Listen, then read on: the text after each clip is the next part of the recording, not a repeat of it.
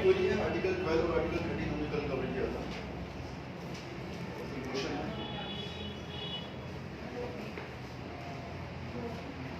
अच्छा, मैंने शेड्यूल में नहीं डाला है कि टेस्ट है, लेकिन टेस्ट है, टेस्ट है पढ़िए।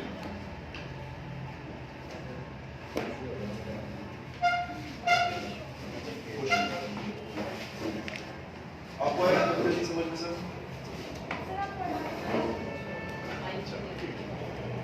ओके, आर्टिकल 14 डिस्कस करेंगे।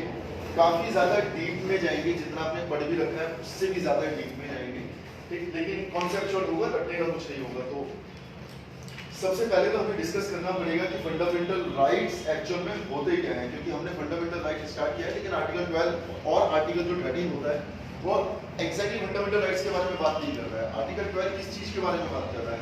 आर्टिकल 12 बात कर रहा है स्टेट के बारे में, कि जो स्टेट है, स्टेट होगा क्या, जो आपके फंडामेंटल राइट्स हैं वो आपको करना है तो स्टेट से करना है। तो आर्टिकल 12 जो है वो स्टेट को डिफाइन करता है। आर्टिकल 13 बताता है कि लॉ क्या होता है और क्या नहीं होता है, क्योंकि लॉ के माध्यम से ही स्टेट आपके फंडामेंटल राइट को कर्व करेगा। तो अब हम आर्टिकल 14 से लेकर आर्टिकल 35 तक दो शब्दों को बार बार पढ़ेंगे, एक होगा लॉ और दूसरा होगा स्टेट। और स्टेट को लगभग आपको सारे आर्टिकल में आपको स्टेट बार बार देखने को मिलेगा, तो आपको पता होना चाहिए स्टेट है क्या। तो स्टेट से रिलेटेड तो कोई प्रॉब्लम नहीं है ना, सबको क्लियर हो गया कि स्टेट क्या है। ए टू जेड बहुत डीप में होगा स्टेट, किस डेफिनेशन में स्टेट आएगा, ठीक है।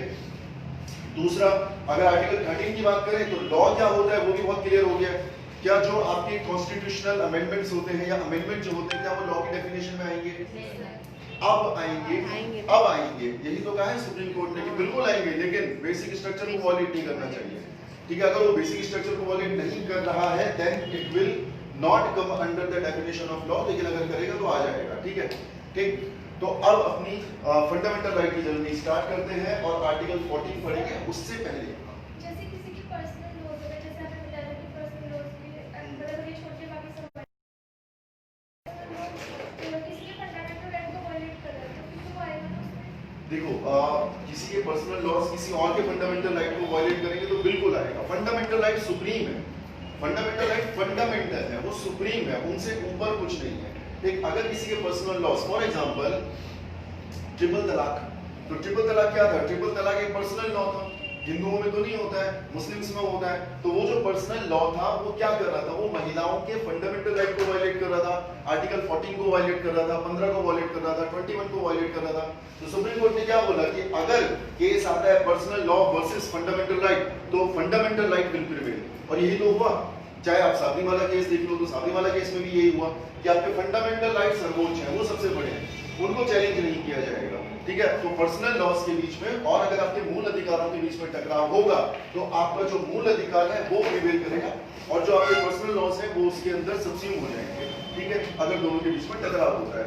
तो फंडामेंटल राइट बेसिकली होता क्या है, इससे पहले हम देखेंगे कि और कितने तरह के राइट्स होते हैं, ताकि आपको अगर आपको कोई कंफ्यूजन है नेचुरल राइट्स के बीच में, ह्यूमन राइट्स के बीच में, सिविल राइट्स के बीच में, कॉन्स्टिट्यूशनल राइट्स के बीच में, फंडामेंटल राइट्स के बीच में, तो ये सारे के सारे वर्ड ना अलग होते हैं। एक रूल होता है कॉन्स्टिट्यूशन में, इनफैक्ट लॉ में एक रूल होता है, याद रखना, there is no synonym in law. एक भी सिनोनिम नहीं होता है लॉ में, लॉ में कोई सिनोनिम नहीं होता है।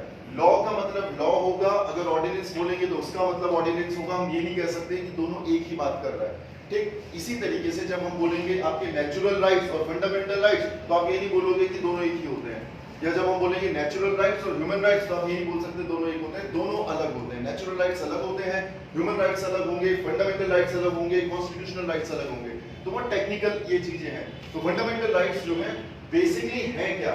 These are the claims of an individual, ये आपके क्लेम है, आप क्लेम करते हो, आप अपने अधिकार मांगते हो, छीनते हो, आपका क्लेम है फंडामेंटल राइट्स, ठीक। किसके अगेंस्ट? अगर आप क्लेम कर रहे हैं तो आपको किसी के अगेंस्ट क्लेम करना है, तो या तो आप स्टेट के अगेंस्ट क्लेम करोगे या सोसाइटी के अगेंस्ट क्लेम करोगे। जरूरी नहीं है कि फंडामेंटल राइट आपको जो है केवल और केवल संविधान दे, ऐसा जरूरी नहीं है। फंडामेंटल राइट आपको कोई राज्य भी दे सकता है, कोई राजा भी दे सकता है, ठीक है, समाज भी दे सकता है। अगर हम पुराने स्टेट के कॉन्सेप्ट के बारे में बात करें तो दीज आर योर क्लेम्स जो आप बनाओगे किसके अगेंस्ट? आपके स्टेट के अगेंस्ट अगर हम मॉडर्न डे में बात करें, या फिर सोसाइटी के अगेंस्ट। और ये जो क्लेम्स हैं इनका ऑब्जेक्टिव क्या होगा? To lead a good life. भाई आपको बोलने का अधिकार चाहिए, इसलिए तो चाहिए ताकि आप अपनी बातों को रख सको, ठीक है। आपको राइट टू लाइफ चाहिए ताकि आप सम्मान पूर्वक जी सको। तो इनका ऑब्जेक्टिव क्या है? फंडामेंटल राइट्स का बेसिक ऑब्जेक्टिव है to live a dignified life, to live a good life. तो दीज आर द क्लेम्स जो कि नागरिक के पास होते हैं, और इन क्लेम का इस्तेमाल वो करता है स्टेट के अगेंस्ट, राज्य के अगेंस्ट या सोसाइटी के अगेंस्ट, समाज के अगेंस्ट। क्यों करेगा? ताकि वो एक सम्मान पूर्वक जीवन जी सके। एक तो ये मोटा मोटी। दूसरा, it provide inherent dignity of human life. ठीक, जो आपके फंडामेंटल राइट्स होते हैं ये आपको डिग्निफाइड जिंदगी देने में मदद करते हैं। अगर आपके फंडामेंटल राइट्स आपसे छीन लिए जाते हैं तो आप एक डिग्निफाइड जीवन नहीं जी सकते। For example article 17 is your fundamental right, और अगर आर्टिकल 17 को वायलेट कर दिया गया, उसको खत्म कर दिया गया, तो एक वर्ग है जो कि एक डिग्निफाइड जिंदगी नहीं जी पाएगा। तो फंडामेंटल राइट्स का ऑब्जेक्टिव क्या है? ना सिर्फ आपको जीने का अधिकार देना, बल्कि आपको सम्मान के साथ जीने का अधिकार देना। ठीक। दूसरा, इसके दो काम होते हैं, फंडामेंटल राइट्स के दो काम है। पहला जो काम है, जो आपके इंडिविजुअल्स होते हैं, जो नागरिक होते हैं, इनको बचाएगा। तो पहले ये प्रोटेक्टिव नेचर का है, ये आपको बचाएगा। किस चीज से बचाएगा? स्टेट के आर्बिट्ररी नेचर से। यानी राज्य का काम क्या है? देखो दो पार्टी यहाँ पे आ जाती है, सिटीजन और स्टेट, और दोनों के बीच में हमेशा टकराव होना ही होना है। कोई भी स्टेट बाय नेचर ऐसा हो ही नहीं सकता जो आपको ज्यादा अधिकार देगा। अधिकारों का मतलब है कि उनके पास कम अधिकार है। दोनों के बीच में हमेशा क्लैश चलता रहेगा।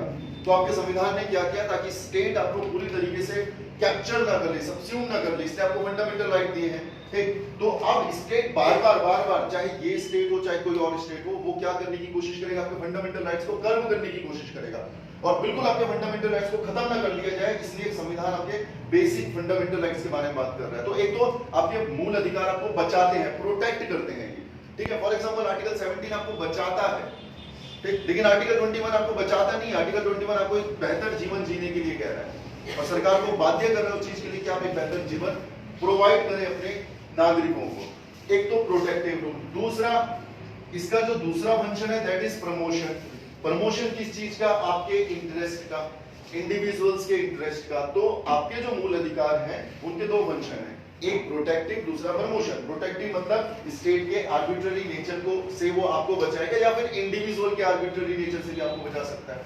कोई व्यक्ति जो है अगर आपके बोलने के अधिकार का हनन कर रहा है, या फिर कोई व्यक्ति आपके साथ अनटचेबिलिटी प्रैक्टिस कर रहा है, तभी फंडामेंटल, अगर आपके साथ ये कर रहा है तभी फंडामेंटल राइट आपको बचाएगा। दूसरा क्या होगा? जो आपकी लाइफ है उसको बेहतर बनाने का काम भी जो है आपका फंडामेंटल राइट कर रहा है। फॉर एग्जांपल आर्टिकल 21 आपको एक बेहतर जीवन जीने के लिए जो है वो उस तरह के जो प्रोविजंस हैं वो दिखा रहा है। तो दो फंक्शंस हैं आपके फंडामेंटल राइट्स के, वेरी वेरी वेरी इंपॉर्टेंट, ठीक है। अगर प्रोटेक्टिव की बात करेंगे तो स्टेट के अगेंस्ट होगा, इंडिविजुअल के अगेंस्ट होगा, ठीक। आपको लिखना क्या है? अगर आप जीएस के पेपर में लिखेंगे तो इतना बोल बच्चन नहीं लिखेंगे, लेकिन अगर आप पॉलिटिकल साइंस के स्टूडेंट हैं तो ये सारा बोल बच्चन लिखना पड़ेगा, ठीक। आपने अपने जीएस में क्या लिखना है? जीएस में आपको ये लिखना है कि कोई भी अधिकार फंडामेंटल राइट कब होगा? A right is a legal claim. ये आपका लीगल क्लेम है मॉडर्न डे डेफिनेशन के हिसाब से, ये आपका लीगल क्लेम है। फंडामेंटल राइट वो होंगे जो कि आपके संविधान में मेंशन होंगे। अब डेफिनेशन चेंज हो जाती है, modern day definition. Fundamental rights आपके वो राइट्स होंगे जो कि आपके लीगल क्लेम होंगे, आपके लॉ ऑफ द लैंड में मेंशन होंगे। Legal claim that a citizen, एक नागरिक, ठीक, या किसी और व्यक्ति को, जैसे हमारे संविधान में कुछ आर्टिकल्स हैं जो केवल नागरिकों के लिए हैं, और कुछ आर्टिकल हैं जो कि नागरिक और रेसिडेंट दोनों के लिए हैं, एलियंस के लिए भी हैं, ठीक। आर्टिकल 18 को लेके कंफ्यूजन चल रहा है। जहां से मैंने पढ़ा, जिन्होंने मुझे पढ़ाया, और जितना डीप में हमने पॉलिटिकल साइंस पढ़ी है, उस हिसाब से आर्टिकल 18 केवल नागरिकों के लिए है, केवल नागरिकों के लिए। लेकिन अगर आप ऊपर से पढ़ोगे, इंटरनेट में सर्च करोगे, या शायद लक्ष्मीकांत में भी अगर दिया है तो आई डोंट नो, तो वो ये कहता है कि आर्टिकल 18 दोनों के लिए। एक्चुअल में उसकी लैंग्वेज जब आप पढ़ोगे ना, तो वहां पे आपको बार-बार दो दिखाई दे रहा है फॉरेनर, तो आपको लग रहा है कि ये फॉरेनर दोनों के लिए, एक्चुअल में नहीं है वो फॉरेनर के लिए। मैंने कल भी डिस्कस किया था, आज भी इसको बहुत अच्छे से समझो। आर्टिकल 18 बोल क्या रहा है? आर्टिकल 18 जो है वो ये बोल रहा है कि जो आपका स्टेट है, स्टेट जो है, ठीक है, वो स्टेट क्या करेगा? दो चीजें आ रही है। Article 18 basically abolition of titles के बारे में बात कर रहा है, ठीक है, एबॉलिशन ऑफ टाइटल्स। तो तो एवोल्यूशन ऑफ टाइटल्स में ये बोल रहा है कि कोई भी नागरिक जो है, वो नागरिक जो है किसी देश, विदेशी जो देश है, कोई विदेश है, कोई दूसरा देश है, वहां से कोई टाइटल ग्रहण नहीं कर सकता, कोई भी टाइटल ग्रहण नहीं कर सकता। ठीक, उसके बाद वो दूसरी बात बोलता है क्या, उसके बाद वो ये बोलता है कि कोई फॉरेनर है वो भी नहीं ग्रहण कर सकता। और आपको लगता है कि दोनों पे रोक लगा रहा है, दोनों पे नहीं लगा रहा, वो ये कह रहा है कि फॉरेनर कब नहीं ले सकता, वो तब नहीं लेगा जब वो स्टेट के लिए कोई काम कर रहा है। इसलिए मैं कह रहा था आर्टिकल 12 बहुत क्लियर होना चाहिए आपके दिमाग में। मान लो मैं विदेशी हूं और मैं हिंदुस्तान में आया और मैं भारत के सरकार के लिए कोई काम कर रहा हूं, मुझे कोई प्रोजेक्ट मिला है। आपको याद होगा आर्टिकल 12 में हमने ये डिस्कस किया था कि जैसे ही मुझे भारतीय सरकार के लिए कोई काम मिलेगा मैं स्टेट बन गया, और जैसे ही मैं स्टेट बनूंगा तो मेरे ऊपर फिर आर्टिकल 18 लग जाएगा। सिंपल सी बात है। ठीक है, ठीक। तो ये बात कर रहा है कि आपका ये केवल और केवल नागरिकों के लिए है, लेकिन अगर वो जो फॉरेनर है और वो भारत की सरकार के लिए कोई काम नहीं कर रहा है तब वो फॉरेनर कंसीडर किया जाएगा, अदरवाइज उसे एक ही माना जाएगा। तो ये फॉरेनर के ऊपर रिस्ट्रिक्शन नहीं है, ये नहीं है, ये समझ में आया। ये बहुत बारीक पॉइंट है, अपनी 4 साल की तैयारी में पॉइंट अब जाके कैच किया है मैंने, मतलब पहले ही नजरों से निकल जाता था। अच्छा, कल पहली बार ऐसा हुआ था जब मैं यहाँ पे पढ़ा था आर्टिकल 18, मैंने इतने ध्यान से पढ़ा है आर्टिकल 18, अदरवाइज हम ऐसे पढ़ लेते हैं एवोल्यूशन ऑफ टाइटल्स। हाँ ठीक है, तो जब आप डीप में पढ़े ना, वाजी ने भी ये दिया, जब आप थोड़ा और डीप में घुसते हैं तब आपको पता चलता है, अदरवाइज आप नेट पे सर्च करोगे तो आर्टिकल 18 के बारे में कुछ नहीं बोल रहा है। ठीक, तो यहाँ पे आपके लीगल क्लेम है जो सिटीजन के पास भी है, और कुछ ऐसे लीगल क्लेम है जो कि एलियंस के पास भी है। ठीक, किसने दिए? कॉन्स्टिट्यूशन ने दिए, आपके संविधान ने दिए। अगर आपका संविधान लॉ ऑफ द लैंड है तो, अगर हम किसी और देश की बात करें, अगर वहां पे लॉ ऑफ द लैंड कोई और है और उसने किसी को ये अधिकार दिए हैं, लीगल राइट्स दिए हैं, तो उस केस में वो फंडामेंटल राइट हो जाएंगे। सिंपल सा मतलब है आज की डेफिनेशन में, fundamental rights are those rights और these are those legal claims which are provided to the citizen and some fundamental rights also to the aliens given by constitution, या फिर आप और एग्जैक्ट लिखना चाहें given by the law of the land, supreme law of the land। तो ये आपने अपने जीएस के आंसर की डेफिनेशन में ये वाली डेफिनेशन लिखनी है, ऊपर वाला फिलोसॉफिकल है। अगर पॉलिटिकल साइंस का पेपर होगा वहां पे आप ये सब फिलोसफी लिखेंगे। ठीक है, वेरी इंपॉर्टेंट। तो ये क्या है? ये लीगल डेफिनेशन। प्रमोटिंग रोल की बात करें तो आर्टिकल 21, आर्टिकल 21A, ये सारी की सारी बातें क्या है? ये सारी की सारी आपकी पर्सनैलिटी को, इंडिविजुअल की पर्सनैलिटी को, उसके कैरेक्टर को प्रमोट करने के बारे में बात कर रहा है। वो किसी तरह के रिस्ट्रिक्शंस के लगाने के बारे में बात नहीं कर रहा है। ठीक है, तो दो फीचर है, प्रोटेक्टिव एंड प्रमोशन।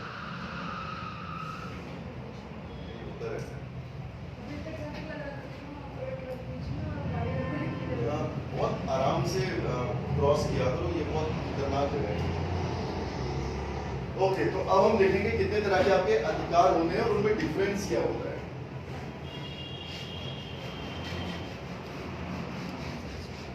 याद रखना, अपने दिमाग में फिट कर लेना इस बात को, जो भी हम यहाँ पे डिस्कस करेंगे, क्योंकि सबको लगता है ह्यूमन राइट और नेचुरल राइट सेम होता है, लेकिन अंतर होता है इसमें। ठीक है, और अगेन अगर पॉलिटिकल साइंस के हो तब तो इसके बारे में आपको पूरा अच्छे से जो डिफरेंशिएशन है वो पता होना चाहिए। सबसे पहले बात करेंगे नेचुरल राइट्स। आपके नेचुरल राइट्स होते हैं, ठीक है, वेरी इंपॉर्टेंट, नाम से पता चल रहा है। नेचुरल राइट जो होते हैं आपके डिपेंड नहीं करते कि आप इंडिया में हो, कि पाकिस्तान में हो, कि अमेरिका हो, कि युगांडा में हो, कि रवांडा में हो, जहां पे भी हो, वो राइट्स आपके होंगे। ठीक है, आपका मतलब अभी समझ लेना, आपका मतलब आप नहीं, आपका मतलब कौन। ठीक है, एक तो ये यूनिवर्सल, दूसरा इनहेरेंट। जैसे आप इस संसार में आओगे आपके पास अधिकार होंगे। अगेन कोई मैटर नहीं करता आप अमेरिका में हैं कि आप इंडिया में हैं। ठीक, एक तो समझ गए, एक तो यूनिवर्सल, ये पूरे संसार में होंगे, पूरे ब्रह्मांड में होंगे। दूसरा इनहेरेंट होंगे। ठीक, जैसे आप इस संसार में आओगे वैसे ही आपको ये राइट्स मिल जाएंगे। तीसरा, these are not conferred by law. Law नहीं देगा, देगा का मतलब ऐसा नहीं कि लॉ में लिखा होगा, ये जरूरी नहीं है। लॉ के द्वारा ये आपको मिले ना मिले जरूरी नहीं है, यानी कि आपको कॉन्स्टिट्यूशन में ये लिखा हुआ मिले या ना मिले, या for example right to education article 21A, ये कन्फर्ड बाय द लॉ है। ये आपका नेचुरल राइट नहीं है कि आप पैदा हुए और आपने बोला कि मेरे को पढ़ने का अधिकार है, वो नेचुरल राइट नहीं है, वो फंडामेंटल राइट है। बिकॉज फंडामेंटल राइट जो है वो कन्फर्ड बाय द लॉ होते हैं। कन्फर्ड बाय द लॉ समझ रहे हो, यानी लॉ से निकल के आ रहा है वो राइट। नेचुरल राइट्स निकल के नहीं आते। ठीक है, वो आप जैसे ही संसार में आओगे आपको वो मिलेंगे, वेरी इंपॉर्टेंट। तो ये करता क्या है, कॉन्स्टिट्यूशन क्या करेगा, आपके नेचुरल राइट्स को वो एनफोर्स करता है और रिकॉग्नाइज करता है। For example right to life. ठीक, तो राइट टू लाइफ को क्या किया आपके संविधान ने, आर्टिकल 21 में डाला। ये समझ में आ रहा है? राइट टू लाइफ आपका नेचुरल राइट हो सकता है और वो फंडामेंटल राइट भी हो सकता है। ठीक, फंडामेंटल राइट कब होगा? जब संविधान उसे रिकॉग्नाइज करेगा और उसे एनफोर्स करेगा, उसको लगाएगा। ठीक, ये समझ में आया? Conferred by law, conferred by law का मतलब है कि लॉ से निकल के नहीं आएगा नेचुरल राइट, वो ऑलरेडी एग्जिस्टेंस में होगा। संविधान क्या करेगा? उस ऑलरेडी एग्जिस्टिंग जो राइट है उसको रिकॉग्नाइज करेगा और उसको इंप्लीमेंट करवाएगा, उसको एनफोर्स करवाएगा। ठीक है, ठीक। For example right to life, right to life आपका नेचुरल राइट है। अगर संविधान नहीं भी होता तब भी आपका नेचुरल राइट था। ठीक। दूसरा, right of reproduction, right to reproduce, ये आपका नेचुरल राइट है। ठीक। अब इस पूरी कहानी में एक अंदर समझना है क्या, ये सारे के सारे अधिकार आपके भी हैं और जानवरों के भी हैं। नेचुरल राइट्स आपके भी होते हैं, जानवरों के भी होते हैं। जो भी जीव इस संसार में होगा वो नेचुरल राइट लेके आएगा, यानी प्रकृति जो है वो विभेद नहीं करेगी। ठीक, नेचुरल राइट्स ह्यूमन बीइंग के भी होते हैं और एनिमल्स के भी होते हैं। ये नेचुरल राइट्स हैं, नेचर के द्वारा दिए गए राइट्स हैं। ये समझ में आया? नेचुरल राइट जो है जरूरी नहीं कि केवल और केवल ह्यूमन बीइंग के लिए होंगे, ये जानवरों के लिए भी होंगे। जानवरों का भी आपका नेचुरल राइट है, उन्हें भी जीने का अधिकार है। बट प्रॉब्लम क्या है? क्या हमारा संविधान, हमारा या किसी भी देश का संविधान इन्हें कन्फर्ट करेगा? नहीं करेगा। क्या रिकॉग्नाइज करेगा? कर भी सकता है, नहीं भी कर सकता। फॉर एग्जाम्पल, गाय का कर दिया, मुर्गे का नहीं किया। गाय का आपने रिकॉग्नाइज कर लिया कि गाय नहीं मार सकते, मुर्गा मार सकते हो, बकरा मार सकते हो। ठीक है, तो आपका संविधान क्या कर रहा है? वो नेचुरल राइट्स को इंप्लीमेंट कर भी सकता है और नहीं भी कर सकता, लेकिन होगा वो नेचुरल राइट। एक चींटी भी अगर संसार में आएगी तो उसके पास ये राइट होगा, नेचुरल इनहेरिट। जैसे वो संसार में आई, उसे जीने का अधिकार है, उसे रिप्रोड्यूस करने का अधिकार, ये आपका नेचुरल राइट है। ठीक है, फंडामेंटल राइट है। बिल्कुल है, बिल्कुल है। केस भी सुनाया था आपको। केस क्या सुनाया था? केस भी सुनाया था कि एक भाई साहब जा रहे थे अपने स्कूटी में या बाइक में, जिसमें भी जा रहे थे, एक खंबा गिरा। ठीक है, खंबा गिरा और वो पैरालाइज हो गए, तो उनके कमर से नीचे का पार्ट पूरा का पूरा पैरालाइज हो गया। उसके बाद हाई कोर्ट का जजमेंट आता है कि it is the violation of article 21। समझ में नहीं आया किसी के कैसे, तो उनका कहना था उनका राइट ऑफ रिप्रोडक्शन जो है वो वायलेट हुआ है। दूसरा, उनका ये भी कहना था कि राइट टू प्लेजर भी उनका जो है वो वायलेट हुआ है। ठीक है, तो बहुत ज्यादा बढ़ा दिया था हाई कोर्ट ने कि राइट टू लाइफ का मतलब क्या। तो राइट टू लाइफ में ये भी आ जाता है आपका, ये आपका नेचुरल राइट है, कोई कंफ्यूजन इसमें। अभी 5-6 राइट्स हैं, तो दिमाग में बिठा लेना, नेचुरल राइट जानवरों का भी होगा। ठीक है, ये भी जैसे फंडामेंटल राइट्स में मेंशन है ना कॉन्स्टिट्यूशन, ये भी रहता है। ये भी मतलब ये भी मेंशन है नहीं, मेंशन नहीं होता, इंप्लाइड होता है। जैसे आपको ये नहीं मिलेगा, जैसे राइट टू प्राइवेसी। अब राइट टू प्राइवेसी आपके समझ लिखा नहीं है, लेकिन केवल लिखा है right to life with dignity. Dignity लिखा है, तो सुप्रीम कोर्ट क्या बोलेगा कि भाई डिग्निटी के साथ अगर आपको जीवन जीना है तो आपको पर्टिकुलर ये सारी चीजें चाहिए। तो लगभग मेरे ख्याल से 18 या 20 और ऐसे राइट्स हैं जो लिखे नहीं है, लेकिन सुप्रीम कोर्ट ने बोला ये इंप्लाइड है। राइट टू लाइफ लिखा है और उसको समझ के आप बाकी चीजें निकाल सकते हो। Right to privacy, right to life with dignity का मतलब ये है कि मान लो हम अपने कमरे में सो रहे हैं और बहुत थक गए पढ़ के 18 घंटे, उसके बाद अचानक से जो है 4-5 जो है बाहर के लोग आ जाते हैं, हमारे कमरे का दरवाजा खटखटाते हैं, तोड़ देते हैं उसे, अंदर आके घुस जाते हैं और वहीं पे सोने लग जाते हैं और हल्ला कर रहे हैं वहां पे। तो क्या वो मुझे मार रहे हैं? नहीं, मार थोड़ी रहे हैं, मैं जिंदा तो हूँ, लेकिन मैं डिग्निटी के साथ नहीं रह पा रहा ना, मेरी प्राइवेसी जो है वो वायलेट हो रही है। तो वो जो प्राइवेसी है उसको बचाया सुप्रीम कोर्ट ने, बोला कि that is a fundamental right, आप उसे वायलेट नहीं कर सकते कुछ कंडीशंस के साथ। ठीक है, तो ये है आपके नेचुरल राइट्स। उसके बाद है ह्यूमन राइट। सेम चीजें आ जाएंगी बट जो इंसानों में लगेंगी। ये क्या होता है? सिमिलर टू नेचुरल राइट्स, वैसे ही होंगे, ये भी आपके यूनिवर्सल होंगे, ये भी आपके इंट्रिंसिक होंगे। डजंट मैटर आप इंडिया में पैदा हैं कि आप पाकिस्तान में हैं कि अमेरिका में हैं कि रशिया में, आप ह्यूमन राइट्स के साथ आएंगे। ठीक, ये डिफरेंस होता है नेचुरल राइट्स में और ह्यूमन राइट्स में। सेम होता है नेचुरल राइट की तरह। ठीक है, ये आपको चाहिए होंगे डिग्निफाइड लाइफ के लिए, एक सम्मान पूर्वक जीवन जीने। आप सुनते हैं ना ह्यूमन राइट्स वायलेशन, तो ह्यूमन राइट्स है क्या? हिंदुस्तान डिफाइन ही नहीं करता ह्यूमन राइट जो है वो होता क्या है, उसको यूनाइटेड नेशन ने डिफाइन कर रखा है। ठीक है, वेरी इंपॉर्टेंट। दूसरा, ह्यूमन राइट्स आप एंजॉय करते हैं चाहे आप किसी भी समाज से बिलोंग करें, किसी भी धर्म से बिलोंग करें, कोई भी आपकी आर्थिक स्थिति हो, डजंट मैटर। ह्यूमन राइट्स मतलब सारे इंसानों को मिलेगा वो, चाहे वो कहीं भी रहता हो, ठीक है, वेरी इंपॉर्टेंट। जैसे आप इंसान कहलाए जाएंगे, जैसे आप इन संसार में आएंगे इंसान के शरीर में, वैसे आपको ह्यूमन राइट्स मिल जाएंगे। अगर जानवर के शरीर में आएंगे तो फिर नेचुरल राइट्स मिलेंगे। फिर आपकी किस्मत की बकरा बन के आते हो, कि मुर्गा बन के आते हो, कि गाय बन के आते हो, ठीक है, हालत तो सभी की खराब है। ठीक, तो ये कहाँ लिखे हैं? हमारे संविधान में नहीं लिखे हैं। याद रखना, हमारे संविधान में ना नेचुरल राइट लिखा है ना ह्यूमन राइट लिखा है। हमारे संविधान में क्या लिखा है? हमारे अभी ये आते कहाँ से? United nation declaration on human rights 1948। इसमें उन्होंने कुछ ह्यूमन राइट्स लिखे कि भाई ये ह्यूमन राइट्स होते हैं, ठीक है, वेरी इंपॉर्टेंट। अब ये बहुत अच्छा है इसमें कि किस किस को माना गया है ह्यूमन राइट। इस कन्वेंशन के हिसाब से शादी करने का अधिकार है, आपको कोई रोक नहीं सकता। हो ना हो अलग चीज है, लेकिन कोई रोक नहीं सकता, ठीक है। तो marriage is your human right, natural right नहीं है, क्योंकि जानवरों को शादी करने का नेचुरल राइट नहीं है, उन्हें पता नहीं है शादी का कॉन्सेप्ट, ठीक है। जब हम इस संसार में आए थे हमको भी नहीं पता था। अच्छा, क्या लगता है इसमें? आप तो शादीशुदा है, क्या लगता है ये कॉन्सेप्ट जो है मैरिज का जो कॉन्सेप्ट है, इसकी जरूरत क्यों पड़ी?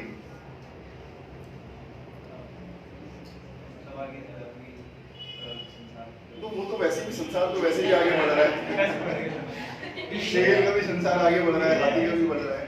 लीगल बनाने के लिए इंटरेस्ट नहीं, कानून से पहले भी शादी का कॉन्सेप्ट था।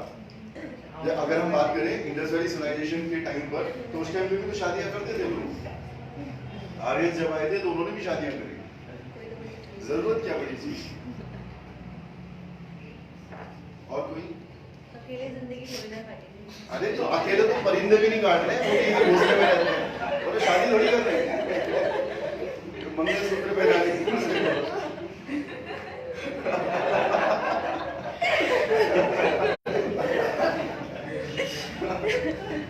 मैं कॉन्सेप्ट ऑफ मैरिज की बात कर रहा हूं, है ना। आपने देखा होगा मेरे ख्याल से इस दुनिया में सबसे ज्यादा लॉयल जानवर कौन है? डॉग। डॉग। जानवर बोला मैं था। उस सेंस में बोल रहा हूँ जो केवल अपने पार्टनर के लिए लॉयल है। सिंगल वुमेन, मतलब सिंगल क्रू ही। कौन होता है? पेंगुइन। स्वान भी होता है, हाँ, सुना है मैंने, सुना है। तो वो तो इंसानों से ज्यादा डेडिकेटेड अपनी शादी को लेकर, शादी मतलब जो भी उसका रिलेशन है। तो शादी की जरूरत क्यों पड़ी? मतलब तुम समझो बहुत डीप क्वेश्चन है। इतनी जनरेशंस निकल गई और हमें पता ही नहीं किसकी जरूरत है, और ये बहुत जल्दी 2-3 जनरेशन बाद ये कॉन्सेप्ट खत्म हो जाएगा, क्योंकि शादी आपके ऊपर रिस्ट्रिक्शंस डालती है और आपकी जनरेशन फ्री रहना चाहती है, बॉर्न टू बी फ्री। ये होता है स्टेटस तुम लोगों का है किसी का पता नहीं, कभी मेरा हुआ करता था। हाँ जी, क्या जरूरत पड़ी सुचिता? सामाजिक व्यवस्था को बनाने के लिए। सामाजिक व्यवस्था, सोशल एथिक्स को बनाने के लिए, मोरालिटी के लिए। जब आप साथ रहेंगे, फॉर एग्जांपल जब हमने इंडस वैली सिविलाइजेशन पढ़ा था शाम वाले बैच में, तो आपने देखा था कि किस तरीके से लोग जो है साथ में रहना शुरू किया था। हम जब आए ही संसार में थे, जंगली थे हम, जब हम बंदर भी थे, ठीक, तब भी हम साथ में रहते थे। बंदर भी अगर आप देखो तो अकेला नहीं रहता है बंदर, वो भी झुंड में रहता है, ठीक। तो वो एक जब एक सोसाइटी बनी, फैमिली बनी, फिर गांव बने, तो उस गांव में जैसे जैसे आप रहने लगे तो फिर आप देखोगे वहां पे फिर आपके एथिक्स का कॉन्सेप्ट आता है, मोरालिटी का कॉन्सेप्ट आता है, जो बाद में चलकर ही कानून बनता है। तो आपने क्या, ये भी नहीं था कि एक ही शादी होगी, 4 भी कर लो, 5 भी कर लो, लेकिन जो आप कर रहे हो उसको आपने मोरल करना है, उसको आपने एथिकल करना है। आज की डेट में वो मोरालिटी और एथिक्स चेंज हो गए हैं, अब आपको केवल एक शादी करनी है। तो आप जो भी कर रहे हैं, यानी कि ये जो रिप्रोडक्शन का नेचुरल प्रोसेस है, इसको डिग्निफाइड करने के लिए शादी जैसा कॉन्सेप्ट आया है, ठीक। रिप्रोडक्शन करने के लिए शादी की जरूरत नहीं है भाई, ठीक है, रिप्रोडक्शन करने के लिए शादी की जरूरत नहीं है। देखिए बट अब्रॉड में तो इसलिए डिवोर्स हो रहा है, तो उनका सोसाइटल मतलब वैल्यूज फिर खराब नहीं हो रही है। वो तो हमारा भी हो रहा है ना। अगर आप देखो तो पहले अगर आप देखें जो आपके डाइवोर्स रेट्स है ना, आज की डेट में बहुत ज्यादा बढ़ गया है वो। और अगर आप मेट्रोपॉलिटन सिटीज की बात करोगे और ऋषिकेश, देहरादून जैसे शहरों की बात करोगे, तो मेट्रोपॉलिटन सिटी में तो बहुत आम सी बात हो गई है डिवोर्स करना, है ना। तो वो सोसाइटी की जैसे जैसे वैल्यूज चेंज हो रही है, वैसे वैसे समाज में उसका प्रभाव हो रहा है। आप इसे अच्छा भी कह सकते हैं, इस रिपोर्ट को आप गलत भी कह सकते हैं। अच्छा, इसे आप कहेंगे कि अब महिलाएं जो है वो जो भी उनके साथ गलत हो रहा है उसको बर्दाश्त करने के लिए तैयार नहीं है। फिर आप ये भी कह सकते हैं कि हमारी जो सोसाइटल वैल्यूज है थप्पड़ मूवी देखी किसी ने? नहीं अभी देखी और कंट्रोवर्शियल है, मेरे ख्याल से हमें देखनी चाहिए थप्पड़, हमें देखनी चाहिए क्योंकि कबीर सिंह का बिल्कुल रिवर्स है। और उसमें मैं उसका रिव्यू पढ़ रहा था तो उसमें ये भी था कि वो एक्सट्रीम में जा रहे हैं कि मतलब एक थप्पड़ पे आप तलाक कैसे ले सकते हो। तो आई डोंट नो, मैंने देखी नहीं तो मुझे पता नहीं है, ठीक है। तो चलना चाहिए ना, तुम भी मारो वो भी मारे, दोनों मारे, तलाक क्यों लेना है? तो उसका बैकग्राउंड कुछ और दिखा रहा है ना।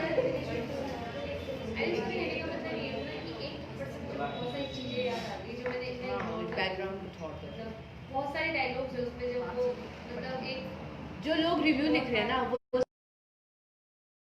मूवी में बहुत कुछ है।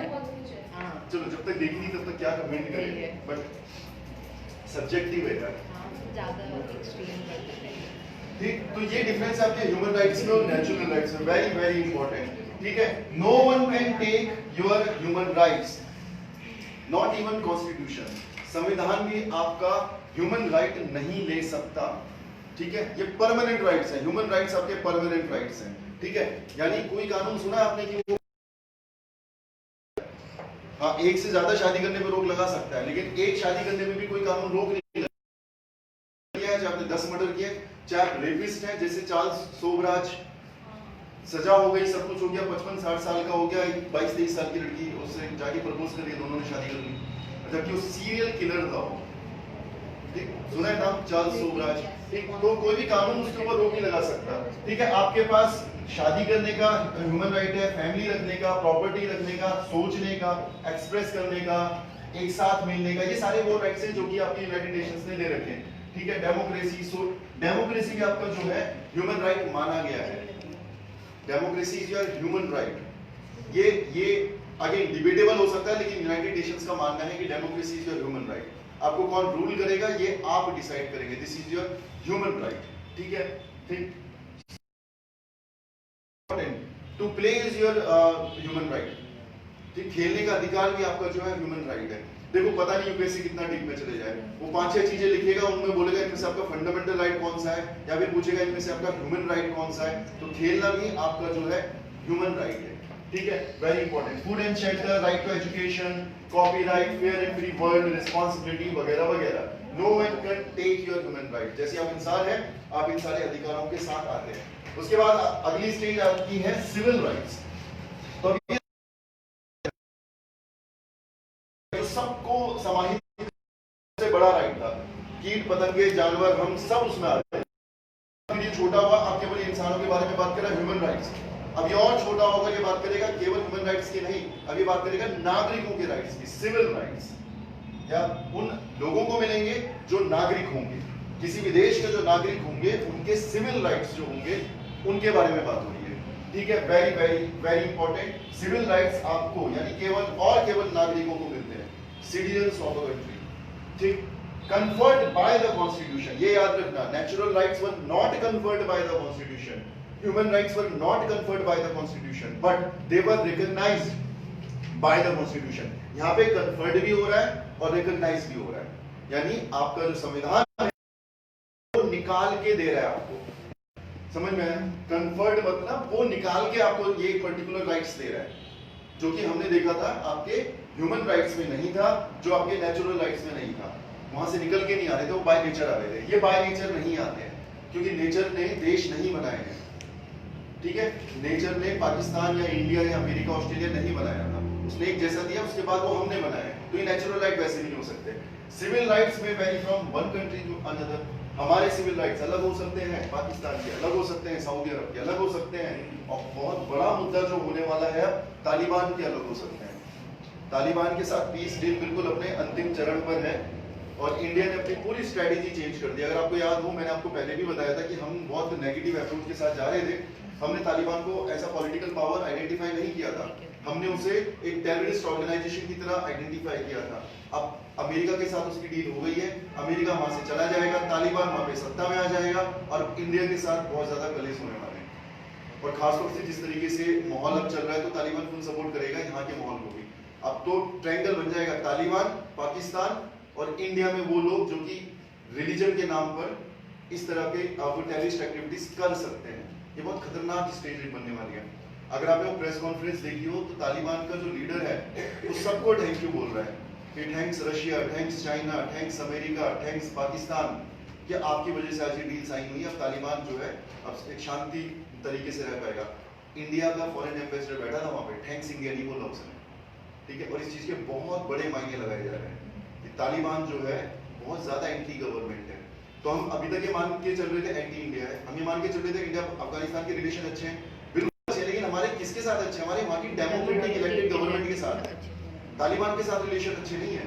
अब जब वहां पे इलेक्शन आएंगे तो तालिबान आराम से जीत जाएगा और वो जो इलेक्टेड जो डेमोक्रेटिकली इलेक्टेड गवर्नमेंट है वो हट जाएगी। तालिबान चलाएगा आपके तालिबान को या अफगानिस्तान को, और वो कंडीशन कैसे आप डील करोगे वो बहुत डिफिकल्ट कंडीशन है, ठीक है। तो न्यूज़पेपर पढ़ते रहे। तो ये आपके सिविल राइट्स हैं। उसके बाद है कॉन्स्टिट्यूशनल राइट्स, सबसे आसान है, जो भी राइट आपके संविधान में दिए होंगे वो कॉन्स्टिट्यूशनल राइट होंगे। जो भी राइट्स आपके कॉन्स्टिट्यूशन में मेंशन होंगे, कोई पर्टिकुलर राइट उसके लिए एलोकेटेड होगा, वो आपका कॉन्स्टिट्यूशनल राइट होगा। इनको भी आप दो पार्ट में डिवाइड कर सकते हो कॉन्स्टिट्यूशनल राइट को। एक वो अधिकार पार्ट 3 में मेंशन होंगे यानी कि फंडामेंटल राइट, और एक वो अधिकार जो कि आपके पार्ट 3 में मेंशन नहीं होंगे, ठीक। फॉर एग्जांपल आपके लीगल राइट्स हो गए, जैसे राइट टू प्रॉपर्टी हो गया, ठीक है, ठीक ठीक। तो स्टेटमेंट ये आया था एक बार कि constitutional rights are your fundamental rights, true के false? False. All fundamental rights are your constitutional rights, ठीक है, ठीक। तो इस कॉन्सेप्ट को अपने दिमाग में लगा लेना। तो इस तरह की स्टेटमेंट अब आती है, लक्ष्मीकांत में नहीं लिखी होती, बट आप इस तरह के पॉइंट जब पढ़ते हैं तब यहीं से निकलती है। कॉन्स्टिट्यूशनल राइट, जो भी राइट आपके संविधान में मेंशन है, कोई पर्टिकुलर आर्टिकल उसके लिए डेडिकेटेड है, वो आपका संवैधानिक अधिकार होगा। कौन सा? सिविल राइट, ऐसा कोई वर्ड नहीं लिखा गया है। सिविक राइट्स इस तरीके के कोई वर्ड नहीं है। हम क्या कह रहे हैं, हम ये कह रहे हैं, देखो ये ना पिक्चर बड़ा हो रहा है। कॉन्स्टिट्यूशनल राइट मतलब संविधान में मेंशन जो भी राइट्स हैं। अब कॉन्स्टिट्यूशन क्या कर सकता है, ये आपके कुछ नेचुरल राइट्स को रिकॉग्नाइज कर सकता है, कुछ ह्यूमन राइट्स को रिकॉग्नाइज कर सकता है, कुछ फंडामेंटल राइट्स को रिकॉग्नाइज कर सकता है, यानी कि सारे के सारे राइट्स इसके अंदर आ सकते हैं। ये सारे के सारे लास्ट में जाएंगे कहां पे, कॉन्स्टिट्यूशनल राइट्स के अंदर ही चले जाएंगे, ठीक है। लेकिन जाएंगे या नहीं जाएंगे ये कौन निर्धारित करेगा? कॉन्स्टिट्यूशन करेगा। वो डिसाइड करेगा कि वो किस नेचुरल राइट को या किस फंडामेंटल राइट को अपने संविधान में जगह देना चाहता है। For example right to reproduction, क्या कोई आर्टिकल है क्या उसके लिए? तो नहीं कर सकते क्या, ठीक है, कोई आर्टिकल तो नहीं है उसके लिए, लेकिन रिप्रोडक्शन आपका अधिकार है, because that is a natural right, simple. उसके लिए आपने नहीं डाला कॉन्स्टिट्यूशन में कोई जगह। अब आ जाते हैं आपके फंडामेंटल राइट्स, ठीक है। फंडामेंटल राइट्स, जब मैंने आपको बताया कि संविधान आपको देता है सिविल राइट्स, यानी कोई पर्टिकुलर देश के अगर आप नागरिक हैं तो उस नागरिक होने के नाते आपके कुछ अधिकार हैं और वो अधिकार आपको संविधान देता है, ठीक। तो ये क्या है? It is a branch of civil rights. तो सिविल राइट आपके दो तरह के हो सकते हैं, फंडामेंटल राइट्स हो सकते हैं, और अपार्ट फ्रॉम जो फंडामेंटल राइट्स है जैसे राइट टू प्रॉपर्टी हो गया, लीगल राइट्स हो गए, ठीक है, ठीक। दूसरा, these are of very high importance in India। Fundamental rights को बहुत ज्यादा इंपॉर्टेंस दी गई है। बाद में आप देखेंगे कि फंडामेंटल राइट वर्सेस डीपीएसपी का जब कलेश होता है, दोनों में से टकराव चलता है और पूछा जाता है दोनों में से बड़ा कौन, डीपीएसपी के फंडामेंटल राइट। फिर कभी कुछ केस आएगा, फिर कभी कुछ केस आएगा, तो वो चलता रहेगा, ठीक है। लेकिन हायर इंपॉर्टेंस इंडिया में फंडामेंटल राइट्स की है, ठीक है, वेरी वेरी इंपॉर्टेंट। और ये वो राइट्स होंगे जिनको डिफाइन कौन करेगा? सुप्रीम कोर्ट डिफाइन करेगा, ठीक ठीक। सुप्रीम कोर्ट स्पेसिफिकली डिफाइन करेगा और कॉन्स्टिट्यूशन जनरली डिफाइन करेगा। कॉन्स्टिट्यूशन डिफाइन करता है आपके फंडामेंटल राइट, क्योंकि वो आपके कॉन्स्टिट्यूशन के द्वारा दिए गए। स्पेसिफिकली बात करें तो सुप्रीम कोर्ट उसको डिफाइन करेगा या हाई कोर्ट यानी जुडिशरी उसको डिफाइन करेगी। आर्टिकल 32 और आर्टिकल 226 क्लियर, ये समझ में आया, ठीक है। चलो आगे बढ़ते हैं। फिर फंडामेंटल राइट्स को फंडामेंटल क्यों बोलते हैं, ये भी एक सवाल है। ये किसी इंटरव्यू में पूछा गया था कि फंडामेंटल राइट्स फंडामेंटल क्यों कहा जाता है इसको, क्या नेचर क्या है इसका? तो बेसिकली इसके नेचर के बारे में बता रहा है, ठीक। तो फंडामेंटल राइट्स क्या है? These are the minimum number of rights. इसलिए फंडामेंटल राइट्स स्पेसिफिकली बहुत कम रखे गए हैं, 100-150 नहीं है फंडामेंटल राइट्स, ठीक है। 12 से 35 है और बहुत स्पेसिफिक जाए तो 14 से 35 है, 12 वगैरह को अगर छोड़ दिया जाए, ठीक है, ठीक। तो ये मिनिमम नंबर ऑफ राइट्स हैं जो आपको चाहिए होते हैं डिग्निफाइड जीवन जीने के लिए। These are most essential. These are most essential. कि ये आपके लिए सबसे ज्यादा जरूरी अधिकार है, बट ये सब्जेक्टिव भी हो जाता है, क्योंकि आपके लिए क्या जरूरी है ये डिपेंड करेगा आप किस तरह के समाज में रह रहे हैं। जो समाज धीरे धीरे बदलता रहेगा, तो ये भी पॉइंट याद रखना, these are dynamic in nature, fundamental rights are dynamic in nature. Dynamic का मतलब ये वक्त के साथ बदलते हैं। जो अधिकार आपको आज है वो अधिकार पहले नहीं थे। राइट टू प्राइवेसी आज आपको अधिकार मिला है पिछले साल, उससे पहले right to privacy was not your fundamental right. जैसे जैसे समाज ग्रो करेगा, समाज बढ़ेगा, फंडामेंटल राइट भी जो है वो अपने आप को चेंज करेगा। ठीक है, अगला ये आपके लिए रिक्वायर्ड है for your all around development, आपकी पर्सनैलिटी डेवलपमेंट के लिए, आपके कैरेक्टर बिल्डिंग के लिए। अगर आपको बोलने का अधिकार नहीं है तो आपकी इंडिविजुअल पर्सनैलिटी कभी ग्रो नहीं कर पाएगी। तो ये इनका ऑब्जेक्टिव है। ठीक, incorporated in the fundamental law of the land. अपने केस में फंडामेंटल लॉ क्या है? कॉन्स्टिट्यूशन। तो इनको लिखा गया है फंडामेंटल राइट्स, इसलिए कहा जाता है कि fundamental law of the land में क्योंकि लिखा गया है, इसलिए इसको फंडामेंटल राइट्स भी कहा जाता है। ये वो अधिकार है जो आपके fundamental law of the land में मेंशन्ड है। That is the reason we are calling them as fundamental right. Justiciable, अगर इनका वायलेशन होता है तो आप कोर्ट में जा सकते हैं। कोई अगर आपके साथ अनटचेबिलिटी प्रैक्टिस करता है तो आप कोर्ट में जा सकते हैं। अगर कोई आपका राइट टू एक्सप्रेस आपसे छीनता है तो आप कोर्ट में जा सकते हैं। राइट टू लाइफ छीनता है तो कोर्ट में जा सकते हैं। तो these are justiciable in nature, और इसको जस्टिस प्रोवाइड करने की जिम्मेदारी किसकी होगी? जुडिशरी की होगी। ठीक है, very important. Enforceable by law. Enforceable by law का मतलब अगर आप कोई भी आर्टिकल उठा के देखो ना, अच्छा एक और चीज याद रखना, जैसे आर्टिकल 15 है, 16 है, 17 है, 18 है, अगर आपने किसी के साथ अनटचेबिलिटी प्रैक्टिस करी ना, तो फिर वकील जाके ये नहीं बोलेगा कि इन्होंने आर्टिकल 17 का वायलेशन किया, इन्हें फांसी में चढ़ा दो। ऐसा कुछ नहीं होता। ये जो पर्टिकुलर आर्टिकल्स है ना, इनको सपोर्ट किया गया है आईपीसी के द्वारा। ठीक, ये जो पर्टिकुलर आर्टिकल्स होते हैं वो कभी नहीं बोलेंगे कि आपका आर्टिकल 20 आपने वायलेट किया है, 21 किया है, 22 किया। जितने भी आर्टिकल्स होंगे उनको लॉ का सपोर्ट मिला होगा। For example right to life, आपने किसी का जीवन छीन लिया, आपने उसको मार दिया, आपने जज को की दफा या फिर आर्टिकल 21 के तहत जो है हम इन्हें सजाए मौत देते हैं। ये आर्टिकल 21 नहीं होता, आईपीसी की धारा 302 होती है। तो एनफोर्सेबल बाय लॉ का मतलब कानून बनाकर इनको प्रोटेक्ट किया गया है। केवल आर्टिकल्स की बात नहीं हो रही है, केवल कानून बनाया और फिर आपके फंडामेंटल राइट्स को प्रोटेक्ट किया गया। दैट इज द रीजन हम इन्हें फंडामेंटल लॉ कह रहे हैं, फंडामेंटल कानून कह रहे हैं। अवेलेबल टू ऑल सिटीजंस, आपके फंडामेंटल राइट्स सारे नागरिकों के लिए, ठीक, चाहे आप महिला हैं, चाहे पुरुष हैं, चाहे हिंदू हैं, चाहे मुस्लिम हैं, अवेलेबल टू ऑल सिटीजंस। अब फिर वो कंडीशन अप्लाई आ जाता है, लेकिन मिलते सबको है। ठीक है, मिलेंगे सबको। ये फीचर्स क्या है इसके फंडामेंटल राइट्स के?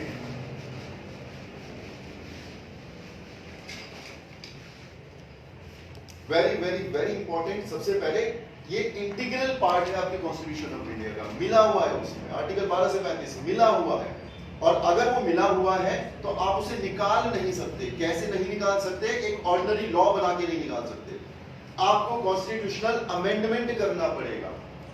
और अगर वो कॉन्स्टिट्यूशनल अमेंडमेंट जो है वो डॉक्ट्रिन ऑफ बेसिक स्ट्रक्चर के खिलाफ होता है तो वो अमेंडमेंट भी धराशायी हो जाएगा, नहीं माना जाएगा। मतलब इसका सिर्फ इतना समझो कि एक नॉर्मल कानून बना के, ऑर्डिनरी कानून पास करके आपके फंडामेंटल राइट आपसे नहीं छीने जा सकते। उसके लिए कॉन्स्टिट्यूशनल अमेंडमेंट जरूरी होगा। ठीक है, वेरी इंपॉर्टेंट। दूसरा, these are comprehensive and detailed, बहुत डिटेल में बताया गया, एक एक शब्द लिखा गया, और कुछ शब्द जानबूझ के छोड़े गए हैं, लेकिन अगर आप पढ़ें तो उसमें सारी चीजें मेंशन है कि state shall not discriminate on the basis of this and that and this, सब लिख दिया उसमें, और बहुत कॉम्प्रिहेंसिव है। आर्टिकल 15 1 2 3 4 5, फिर 16 1 2 3 4 5, फिर 17, फिर 18 के 1 2, 19 में 6 7। ठीक, तो ये क्या कर दिया उन्होंने बहुत कॉम्प्रिहेंसिव कर दिया। आर्टिकल 21 जब पढ़ोगे तो उसके अंदर ही 18 और आपको जो है फंडामेंटल राइट्स है, तो बहुत डीप है, बहुत कॉम्प्रिहेंसिव है, वेरी इंपॉर्टेंट। और शायद इसी वजह से हमारा संविधान इतना बल्कि भी है। ठीक है, वेरी वेरी इंपॉर्टेंट। याद रखना, आपके संविधान में सोशल एंड इकोनॉमिक राइट्स नहीं दिए गए हैं। ठीक, सोशल और इकोनॉमिक राइट्स आपको नहीं दिए गए हैं संविधान में, आपको केवल और केवल सिविल राइट्स दिए गए हैं। ये बहुत टेक्निकल चीजें हैं, जब आप पढ़ेंगे तो आपको लगेगा कि ये स्टेटमेंट गलत है। सोशल राइट्स और इकोनॉमिक राइट्स आपको मिले, लेकिन आप सोचो ढंग से तो आपको कोई इकोनॉमिक राइट नहीं मिला हुआ है, आपको कोई भी इकोनॉमिक राइट नहीं मिला हुआ है, आपको कोई भी सोशल राइट नहीं मिला हुआ है। तो आपको क्या मिला हुआ है? आपको केवल और केवल सिविल राइट्स दिए गए हैं। फॉर एग्जाम्पल इकोनॉमिक राइट्स की आप क्या बात करते हैं? इकोनॉमिक राइट मतलब जैसे सरकार के पास 1 करोड़ रुपए आए तो क्या आपके संविधान में लिखा है कि उस 1 करोड़ में से 5 लाख रुपए मेरे होंगे या 1 लाख रुपए मेरे होंगे? आपका कोई भी आर्थिक अधिकार नहीं है। हाँ, सरकार अपॉर्चुनिटी जरूर देगी कि आप क्या कर सकते हैं, आप एग्जाम क्लियर कर सकते हैं, ठीक, लेकिन वो अपॉर्चुनिटी है, वो इक्वालिटी के कॉन्सेप्ट में आएगा, वो आपका इकोनॉमिक राइट नहीं है बिल्कुल भी। डीपीएससी में तो ये लिखा रहता है ना कि वो सोशल और इकोनॉमिक राइट राइट की बात कर रहे हैं ना, डीपीएससी तो अलग चीज होगी ना, संविधान में अधिकारों के बारे में बात कर रहे हैं। कोई भी सामाजिक और इकोनॉमिक राइट नहीं है आपके पास। राइट डीपीएसपी क्या है? वो तो राज्यों के लिए है कि राज्य ये करने की कोशिश करेगा, तो राज्य जो है सोशल और इकोनॉमिक जो उसके कर्तव्य हैं, जो ड्यूटीज है, उनको तो करेगा वो, लेकिन संविधान में नागरिकों के पास ये नहीं है, सोशल और इकोनॉमिक राइट नहीं है हमारे पास। हमारे पास केवल और केवल सिविल राइट्स है। ये समझ में आया? कोई कंफ्यूजन? दोबारा बोलने का मतलब ये है, सोशल एंड इकोनॉमिक अधिकार नहीं है। 12 से 35 उठा के देख लो, एक भी आपको ऐसा राइट नहीं दिया है संविधान ने जो यहाँ पर फिट होगा। यानी समाज के तौर पर आपको कोई अधिकार नहीं है, सोशल राइट नहीं है, आपके पास इकोनॉमिक राइट नहीं है, आपके पास जितने भी अधिकार हैं वो सारे सिविल राइट्स हैं। एक नागरिक होने के नाते जो आपको अधिकार दिए गए हैं वो अधिकार आपको दिए गए हैं। फिर रिजर्वेशन की बात करते हैं तो सोशल बेसिस पे हमने एससी को दिया है और ओबीसी को राइट इकोनॉमिक बेसिस पे दिया है, तो फिर वो सब चीजें क्या है? देखो अगेन जब हम ये सारी चीजों के बारे में बात करेंगे ना, तो वो ये कह रहा है कि जो कॉन्स्टिट्यूशन ऑफ इंडिया है, ये सारी चीजें उठा के देखो तो लास्ट में एक चीज आ जाता है कि किया जा सकता है रीजनेबल क्लासिफिकेशन। जैसे मैं इससे पहले मैं बोल रहा था कि अवेलेबल टू ऑल सिटीजन्स, तो क्या सच में सारे नागरिकों के पास ये अधिकार है? नहीं है। आप रीजनेबल रिस्ट्रिक्शंस लगा सकते हो। फॉर एग्जांपल जिन लोगों को फांसी होनी है अब, जिनको कल होनी थी लेकिन उसको पोस्टपोन कर दिया, वो भी तो नागरिक हैं, लेकिन क्या सारे अधिकार उनके पास इस टाइम पर होंगे? नहीं होंगे उनके पास। ठीक, राइट टू मूव फ्रीली होगा? नहीं हो सकता उनके पास। तो कुछ कंडीशंस अप्लाई होती हैं, उन्हीं को हम रीजनेबल क्लासिफिकेशन कहते हैं। क्योंकि जो हम आर्टिकल पढ़ने वाले हैं ना, आर्टिकल 14, वो इक्वालिटी के बारे में बात करता है, लेकिन इक्वालिटी अमंग इक्वल्स के बारे में बात करेगा। तो जो कोर आइडिया तो ये है कि हम किसी भी तरह का विभेद नहीं करेंगे, ना सामाजिक तौर पर, ना इकोनॉमिक तौर पर, ना हम समाज के आधार पर किसी को कोई एडवांटेज देंगे, ना आर्थिक आधार पर कोई एडवांटेज देंगे, बट इसके लिए हमें एक समान समाज चाहिए होगा।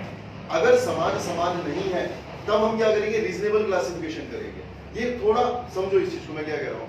एक आइडियल चीजें होती है, एक नेसेसरी चीजें होती है। संविधान आइडियल चीजों के बारे में बात कर रहा है कि हम ऐसा नहीं करेंगे, हम इक्वालिटी करेंगे, लेकिन नेसेसरी चीजें क्या है?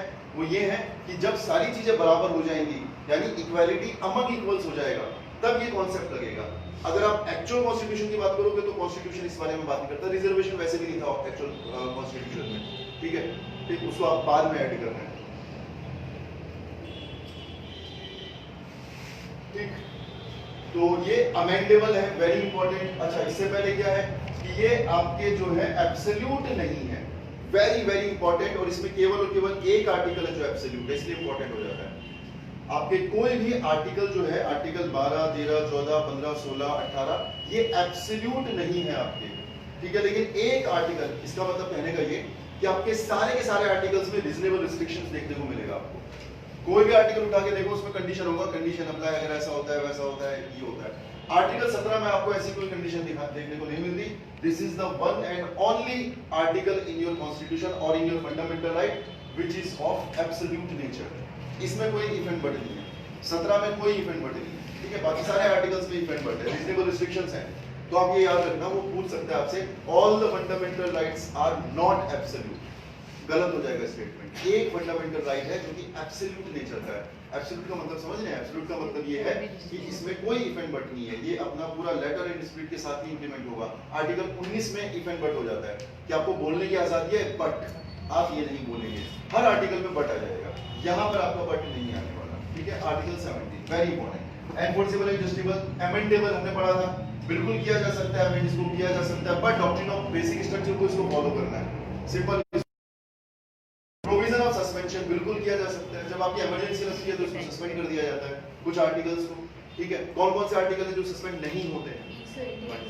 आर्टिकल 20 एंड 21, ठीक। बाकी सारे आर्टिकल आपके कुछ टाइम के लिए, जब तक इमरजेंसी, उनको सस्पेंड किया जा सकता है, बट आपका राइट टू लाइफ जो है वो कभी भी सस्पेंड नहीं किया जाएगा, ठीक है। आपको मारा नहीं जा सकता उसमें, very important. Special right for the minorities, ठीक है, कोई दिक्कत नहीं, ठीक। कॉन्स्टिट्यूशनल सिक्योरिटी है, आपके जो फंडामेंटल राइट्स हैं उसमें ये मेंशन है, तो आपकी पार्लियामेंट सुप्रीम नहीं है, आपकी कॉन्स्टिट्यूशन सुप्रीम है, हमने देखा भी था। ठीक, very important, COI doesn't mention any natural right, very very important. आपका जो कॉन्स्टिट्यूशन है वो पर के बारे में बात नहीं कर रहा है, आपका constitution of India natural right के बारे में बात नहीं कर रहा है। Constitution of India does not even give any recognition to natural right. ठीक है, एक बार इसको समझ लो पूरा जो भी लिखा है।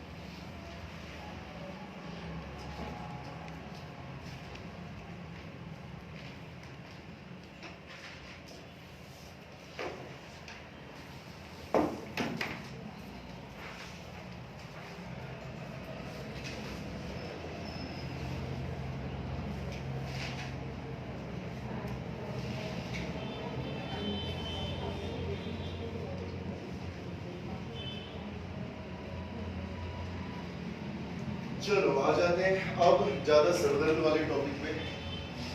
अभी सिर्फ बैकग्राउंड तैयार हुआ था, लेकिन जिन लोगों को आर्टिकल 12 और 13 समझ में आ गया ना, खासतौर से 13 समझ में आ गया, तो अब तो बच्चा आर्टिकल है सारे के सारे। अगर वो सारी खिचड़ी दिमाग में फिट हो चुकी है तो कठिन है, लेकिन उनसे थोड़ा सा आसान रहेगा ये।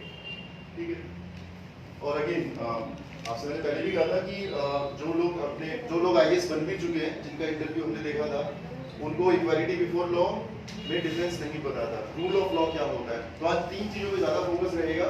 रूल ऑफ लॉ क्या होता है, ठीक है, इक्वालिटी क्या होता है, इक्वालिटी बिफोर लॉ क्या होता है, इक्वल प्रोटेक्शन ऑफ लॉस क्या होता है, और इसके बाद आपका ये कॉन्सेप्ट काफी हद तक क्लियर हो जाएगा। ठीक, वेरी इंपॉर्टेंट। तो सबसे पहले तो याद रखो, आर्टिकल 14 से लेकर आर्टिकल 18 तक आपका राइट टू इक्वालिटी के बारे में बात करता है, सिंपल। ठीक है, समानता का अधिकार आर्टिकल 14 से स्टार्ट होगा, आर्टिकल 18 तक चलेगा, 14 टू 18। ठीक, इक्वालिटी सिंपल। ठीक, अब पढ़ करते हैं एक आर्टिकल को। आर्टिकल 14 क्या बोलता है? आर्टिकल 14 बोलता है द स्टेट पता कौन सा? आर्टिकल 12 वाला।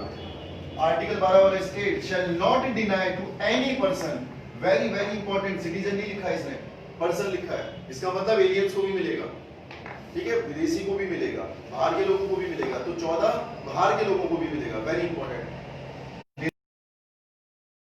इक्वालिटी बिफोर द लॉ और the equal protection of the laws within the territory of the India, यानी आर्टिकल 14 बाहर नहीं लगेगा, वेरी इंपॉर्टेंट। आर्टिकल 14 केवल और केवल टेरिटरी ऑफ इंडिया में लगेगा। आपको बहुत आसान लग रहा होगा, लेकिन वो कई बार घुमा देता है कि आर्टिकल 14 जो है वो सिर्फ इंडिया में इंप्लीमेंटेबल है। आप बोलोगे सिर्फ लिखा है इसमें, ठीक है, याद रखना ये एक्चुअल में जो टेरिटरी ऑफ इंडिया है केवल वहां पर इंप्लीमेंटेबल होगा। सबके ऊपर लगेगा, बिल्कुल सबके ऊपर लगेगा, क्योंकि पर्सन लिखा हुआ है। अब इसमें 2 कॉन्सेप्ट उसने दिए हैं कि क्या करेगा, equality before the law and equal protection of the laws. इन दोनों के बारे में बात कर रहा है। 2 कीवर्ड है, equality before the law and equal protection of laws. ठीक, अब हमारी जो कहानी है वो इन्हीं के आगे पीछे घूमेगी। आर्टिकल 14 समझ में आया? जहां से कुछ इतना जब पढ़ लोगे ग्रंथ ना, तो ये बहुत बड़ा भयानक पॉइंट लगेगा ये। तो इसमें 2-3 keyword, equality before law, equal protection of laws. दूसरा ठीक, पर्सन मतलब सिटीजन प्लस एलियन। ठीक, इसके अलावा टेरिटरी ऑफ इंडिया, हिंदुस्तान की जो टेरिटरी है वहां पे इंप्लीमेंट होगा, हिंदुस्तान से बाहर 14 इंप्लीमेंट नहीं होगा। ठीक, वेरी इंपॉर्टेंट। इससे पहले हमें समझना पड़ेगा रूल ऑफ लॉ, क्योंकि रूल ऑफ लॉ से ही निकल के आता है आपका इक्वल प्रोटेक्शन ऑफ लॉ और equality before the law. Rule of law क्या होता है? ठीक है, हमने पहले भी डिस्कस किया था। 1885, कहीं पे 1885 है, कहीं पे 1883 है। 1885 में एक आपके फिलोसोफर थे, इंग्लैंड से संबंधित है। ठीक, तो 1885 में ये क्या करते हैं, इनका एक पैम्फलेट होता है, एक वर्क होता है, एक आर्टिकल होता है, जिसका नाम था रूल ऑफ लॉ। ठीक, और यहाँ से फिर काफी ज्यादा इतिहास में बदलाव आना शुरू हो जाता है, क्योंकि बहुत काम की बातें लिखते हैं। तो अब जो आपका रूल ऑफ लॉ है वो क्या बोलता है? रूल ऑफ लॉ में एबी डाइसी ने क्या लिखा? उन्होंने ये लिखा कि राजा बड़ा नहीं है, राजा बड़ा नहीं है, बड़ा कौन है? लॉ बड़ा है ना, सुप्रीमेसी ऑफ द लॉ। ना प्रधानमंत्री बड़े, ना होम मिनिस्टर बड़े, ना राष्ट्रपति बड़े, ना कोई बड़ा नहीं है, कोई राजा भी बड़ा नहीं है। ठीक, रूल अगर हम बात करें रूल ऑफ लॉ का पहला जो फीचर है वो ये है कि सुप्रीम कौन होगा? लॉ सुप्रीम होगा, कानून से बड़ा कुछ नहीं होगा। और अपने देश में क्या है? Law, supreme law, constitution. तो अपने यहाँ पे कॉन्स्टिट्यूशन से बड़ा कुछ नहीं होगा। तो एक तो उन्होंने ईडी ईडी करके ये बात बोली। दूसरा उन्होंने क्या बोला कि जो आपके सरकार जो है, गवर्न मतलब जो आप यानी सब्जेक्ट, ठीक है, गवर्न मतलब यानी हम लोग जिनको गवर्न किया जा रहा है, ठीक, गवर्न एंड गवर्नमेंट, सरकार और नागरिक, ये दोनों के दोनों जो है बराबर होंगे। आपने पहले सुना होगा एक शब्द कि राजा के लिए सब बराबर होते हैं। इसने बोला नहीं भाई, गलत बोल रहे हो, राजा के लिए कोई बराबर नहीं होता, बल्कि राजा और प्रजा भी बराबर होती है। बड़ा कौन है? कानून। समझ में आया मैंने क्या बोला? पहले ये कॉन्सेप्ट था कि राजा के लिए सब बराबर हैं, लेकिन इसने बोला कि राजा भी बराबर है उन लोगों के लिए जिसके ऊपर वो रूल कर रहा है। This is rule of law. समझ में आया? ठीक है, तो कोई राजा नहीं होने वाला, राजा भी जनता के बराबर होगा। Government is equal to govern. जब हम लॉस के बारे में बात करेंगे, सरकार को भी लॉ के तरीके से ही चलना पड़ेगा, जनता को भी लॉ के तरीके से चलना पड़ेगा। ये डाइसी का कहना। अब उसने बोला क्या? उसने जब ये कॉन्सेप्ट दिया तो एज इट इज आपको रूल ऑफ लॉ ना अपने संविधान में दिख नहीं रहा है, यानी वर्ड्स की फॉर्म में नहीं दिख रहा है, ठीक ना? आर्टिकल 21 में भी नहीं दिखेगा, आर्टिकल 14 में भी नहीं दिखेगा, कहीं नहीं दिखेगा। लेकिन आप नोटिस कर सकते हो कि ये बात हमें कहां से देखने को मिल रही है कि इस कॉन्सेप्ट को हम फॉलो कर रहे हैं। प्रेम्बल में हम ये कॉन्सेप्ट फॉलो कर रहे हैं। कैसे फॉलो कर रहे हैं? वहां पे क्या लिखा है? Equality of status and opportunities. ये तो बात कर रहा है वो कि सब बराबर है, गवर्नमेंट भी बराबर है और गवर्नमेंट भी बराबर है।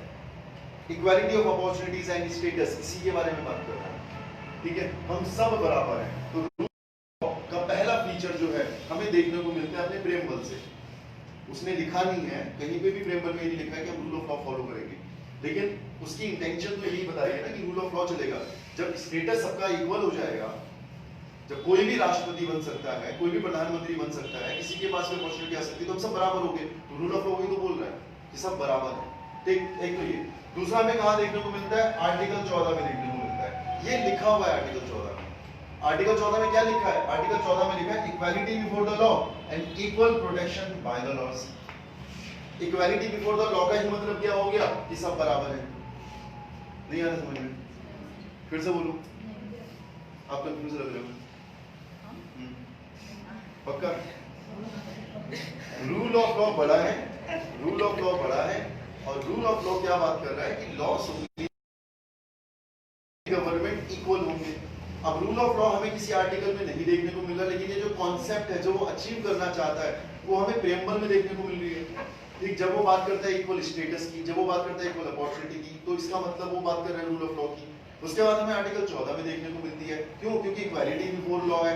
इक्वालिटी बिफोर लॉ यही तो बात कर रहे हैं कि सब बराबर होंगे, सुप्रीमेसी ऑफ द लॉ होगा, हम सब बराबर होंगे। ठीक, तो हमें ये रूल ऑफ लॉ दो जगह देखने को मिलता है, प्रेम्बल में और आर्टिकल 14 में। ठीक, ये कॉन्सेप्ट। उसके बाद रूल ऑफ लॉ में डाइसी ने तीन चीजें बोली कि भाई तीन चीज होंगी जिन्हें आप रूल ऑफ लॉ का फीचर, इसेंशियल फीचर्स मानोगे। पहला क्या होगा? Absolute supremacy of the law. कोई इफ एंड बट नहीं, कोई इफ एंड बट नहीं, सुप्रीमेसी ऑफ द लॉ होगा। फॉर एग्जांपल अपने देश में कॉन्स्टिट्यूशन सुप्रीम है, उसके आगे कोई रीजनेबल रिस्ट्रिक्शन नहीं लगा हुआ है कि मानेंगे संविधान को एकदम नहीं मानेंगे जिस दिन वोट नहीं होगा, ऐसा कुछ नहीं होगा। ठीक है, संविधान मानना ही मानना पड़ेगा, एब्सोल्यूट पावर है संविधान के पास। डाइसी वही बोला है कि जो लॉ होगा ना उसमें कोई इफ एंड बट नहीं चलेगा कि संडे है और संडे के दिन हम कॉन्स्टिट्यूशन ऑफ इंडिया को फ्री रखेंगे। जैसे वो बोल भी रहे थे भाई साहब अकबरुद्दीन ओवैसी, 15 मिनट के लिए पुलिस हटा दो, तो 15 मिनट के कॉन्स्टिट्यूशन को साइलेंट कर दो। ठीक है, ठीक, ऐसा नहीं हो सकता इस देश में। डाइसी का ये कहना है कि बॉस एब्सोल्यूट सुप्रीमेसी होगी लॉ की, इससे ऊपर कुछ नहीं होगा। एक तो ये फीचर है, ठीक है, वेरी वेरी इंपॉर्टेंट। इसी के और अगर आप इन्फर करो तो वो क्या बोल रहा है? एब्सेंस ऑफ आर्बिट्ररी पावर, यानी जो आपने कानून बनाया, अब जिसने कानून बनाया, कानून तो ऊपर ही रहेगा, कानून बनाने वाला भी। अच्छा, ये बड़ी इंटरेस्टिंग चीज है। हम ये कहते हैं ना बनाने वाला हमेशा ऊपर रहता है, यानी भगवान, लेकिन ये एक ऐसी चीज है कि जिसमें बनाने वाला भी नीचे है। कानून किसने बनाया? पार्लियामेंट ने। बनाने वाला भी नीचे है जिसको उसने बनाया है। कॉन्स्टिट्यूशन सुप्रीम है, सबसे ऊपर है। समझ रहे हो मैं क्या बोल रहा हूँ? मैं बहुत बेसिक करने की कोशिश कर रहा हूँ इसको, ये बहुत डिफिकल्ट है अभी। ठीक है, ठीक, तो कॉन्स्टिट्यूशन सुप्रीम रहेगा। इसका मतलब जो बना रहा है वो कोई भी ऐसा कानून नहीं बनाएगा जो आपके कॉन्स्टिट्यूशन को आर्बिट्ररी कर रहा हो या उसको वायलेट कर रहा हो। ठीक, तो स्टेट किसी भी तरह का आर्बिट्ररी डिसीजन नहीं ले सकता। ये आपको आर्टिकल 21 में भी देखने को मिलेगा, जब मेनका गांधी या मनेका गांधी केस होता है, ठीक है। ठीक, तो कोई भी आर्बिट्ररी पावर नहीं होने वाली है, कॉन्स्टिट्यूशन सुप्रीम रहेगा बिना किसी कंडीशन के। दूसरा, non principles of law should be open. इसका मतलब ये कि जो ये लॉ है, सुप्रीमेसी ऑफ लॉ है, ये जो लॉ है लोगों को पता होना चाहिए। अगर पता ही नहीं है और घर में बैठ के बना रहे कानून, जैसे जलियांवाला बाग कांड हुआ था, उसके पीछे कारण क्या था? कारण यही था कि वो ये बोलते हैं कि हमने नोटिफाई कर दिया था कि इस दिन कर्फ्यू है, लेकिन जनता को बताया ही नहीं गया, अखबार में छापा ही नहीं गया। ठीक, तो उसके बाद आप कैसे कह सकते हो कि जनता ने गलत किया? क्योंकि जनता को पता ही नहीं कानून के बारे में। तो उनका ये कहना है कि जो भी प्रिंसिपल्स ऑफ लॉ हैं, those principle should be known to the people, लोगों तक पहुंचने चाहिए, पता होने चाहिए। ठीक है, एक तो ये वो लोगों की कमी है ना। सरकार ने छुपाया नहीं है, लेकिन सरकार ने बताया नहीं है। सरकार ने क्या किया? नोटिफिकेशन डाल दिया। अब वो हमने वो कष्ट नहीं किया कि हम जाते साइट पर उसको डाउनलोड कर, पीआईबी में थी ये, सरकार ने छुपाना क्या? उसने सरकार ने डाल दिया कि जिसको पढ़ना है, जो इंटरेस्टेड है वो पढ़ ले। छुपाया तो नहीं उन्होंने, यहाँ पे बात हो रही छुपाने की। अब वो हमें पता है कि हमने उसे डाउनलोड नहीं किया, हमने उसको नहीं पढ़ा, हम सुनी सुनाई बातों में आ गए। वो आर्बिट्ररी नहीं है, लेटर की फॉर्म में आर्बिट्ररी बिल्कुल नहीं है जो भी गवर्नमेंट ने किया, बिल्कुल ठीक किया है। स्प्रिट की बात अलग है, ठीक है। एक दूसरा इसने क्या बोला? इक्वालिटी बिफोर लॉ, और यहीं से हमने उठाया इसको और इसको अपने डाला कॉन्स्टिट्यूशन के आर्टिकल 14 में, ठीक है।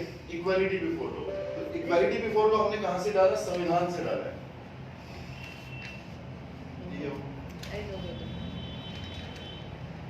ठीक है, तो इक्वालिटी बिफोर लॉ हमने कहां से उठाया? डाइसी ने जो प्रिंसिपल दिया था वहां से उठाया। ये समझ में आया? अब वो इक्वालिटी बिफोर लॉ के बारे में क्या बोल रहा है? वो ये बोल रहा है कोई भी व्यक्ति लॉ से ऊपर नहीं है, कोई भी व्यक्ति लॉ से ऊपर नहीं होने वाला, चाहे वो राजा ही क्यों ना हो, चाहे वो इंग्लैंड में मोनार्क ही क्यों ना हो, लेकिन वो लॉ से ऊपर नहीं हो सकती। ठीक है, लॉ से ऊपर नहीं होगा। राष्ट्रपति ही क्यों ना हो, लॉ से ऊपर नहीं होगा। ये मैं आइडियल बातें बोल रहा हूँ, जब आप देखोगे रियलिटी, तो रियलिटी में तो बहुत सारी बातें अलग हो जाती हैं, बट आइडियल बातें ये है कि कोई भी व्यक्ति लॉ से ऊपर नहीं होगा। Very very very important. तीसरा प्रिंसिपल क्या बोलता है? तीसरा प्रिंसिपल ये बोलता है कि जो अधिकार हैं लोगों के, जनता के जो अधिकार हैं, वो अधिकार निकल के आने चाहिए। कहां से? उनके कस्टम से, उनके सामाजिक रूल से, उनके कल्चर से। राइट्स निकल के आने चाहिए समाज से। वो तीसरा प्रिंसिपल ये बोल रहा है।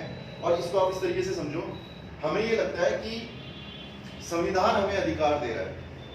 डाइसी का कहना ये कि नहीं, ऐसा नहीं है। वो ये कह रहा है कि ऐसा नहीं है कि संविधान हमें अधिकार दे रहा है। कहानी उल्टी है कि संविधान बना ही हमारे अधिकारों से है। समझ में आ रहा है? यानी कि constitution is the consequence of your rights. आपके जो अधिकार थे, जो कॉन्स्टिट्यूशन से पहले या स्टेट से पहले, जो पहले से आपके पास अधिकार थे, आपने उन अधिकारों का इस्तेमाल किया और आपने बनाया संविधान। ऐसा नहीं हो कि संविधान ने आपको बनाया। तो संविधान क्या है? Constitution is the consequence of your rights. आपके जो अधिकार है उनका रिजल्ट है संविधान। आप सबने अपने अपने थोड़े थोड़े राइट कॉम्प्रोमाइज किए और तब जाके संविधान बना। राइट्स का मतलब ये हो गया कि आप कॉम्प्रोमाइज कर दो। ठीक है, आपका बड़ा मन है किसी का सर फोड़ने का, लेकिन आप नहीं फोड़ सकते।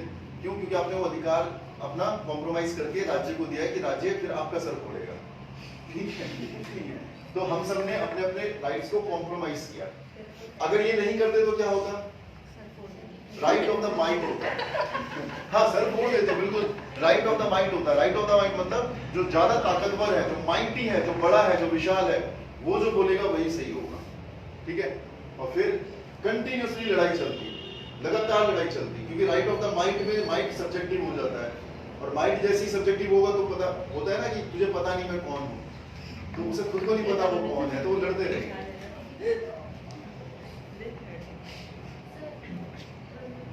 क्या करना है? क्या करना है?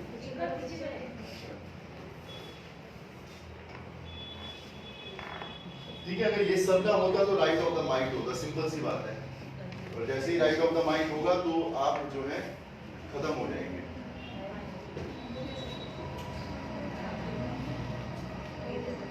हो गया?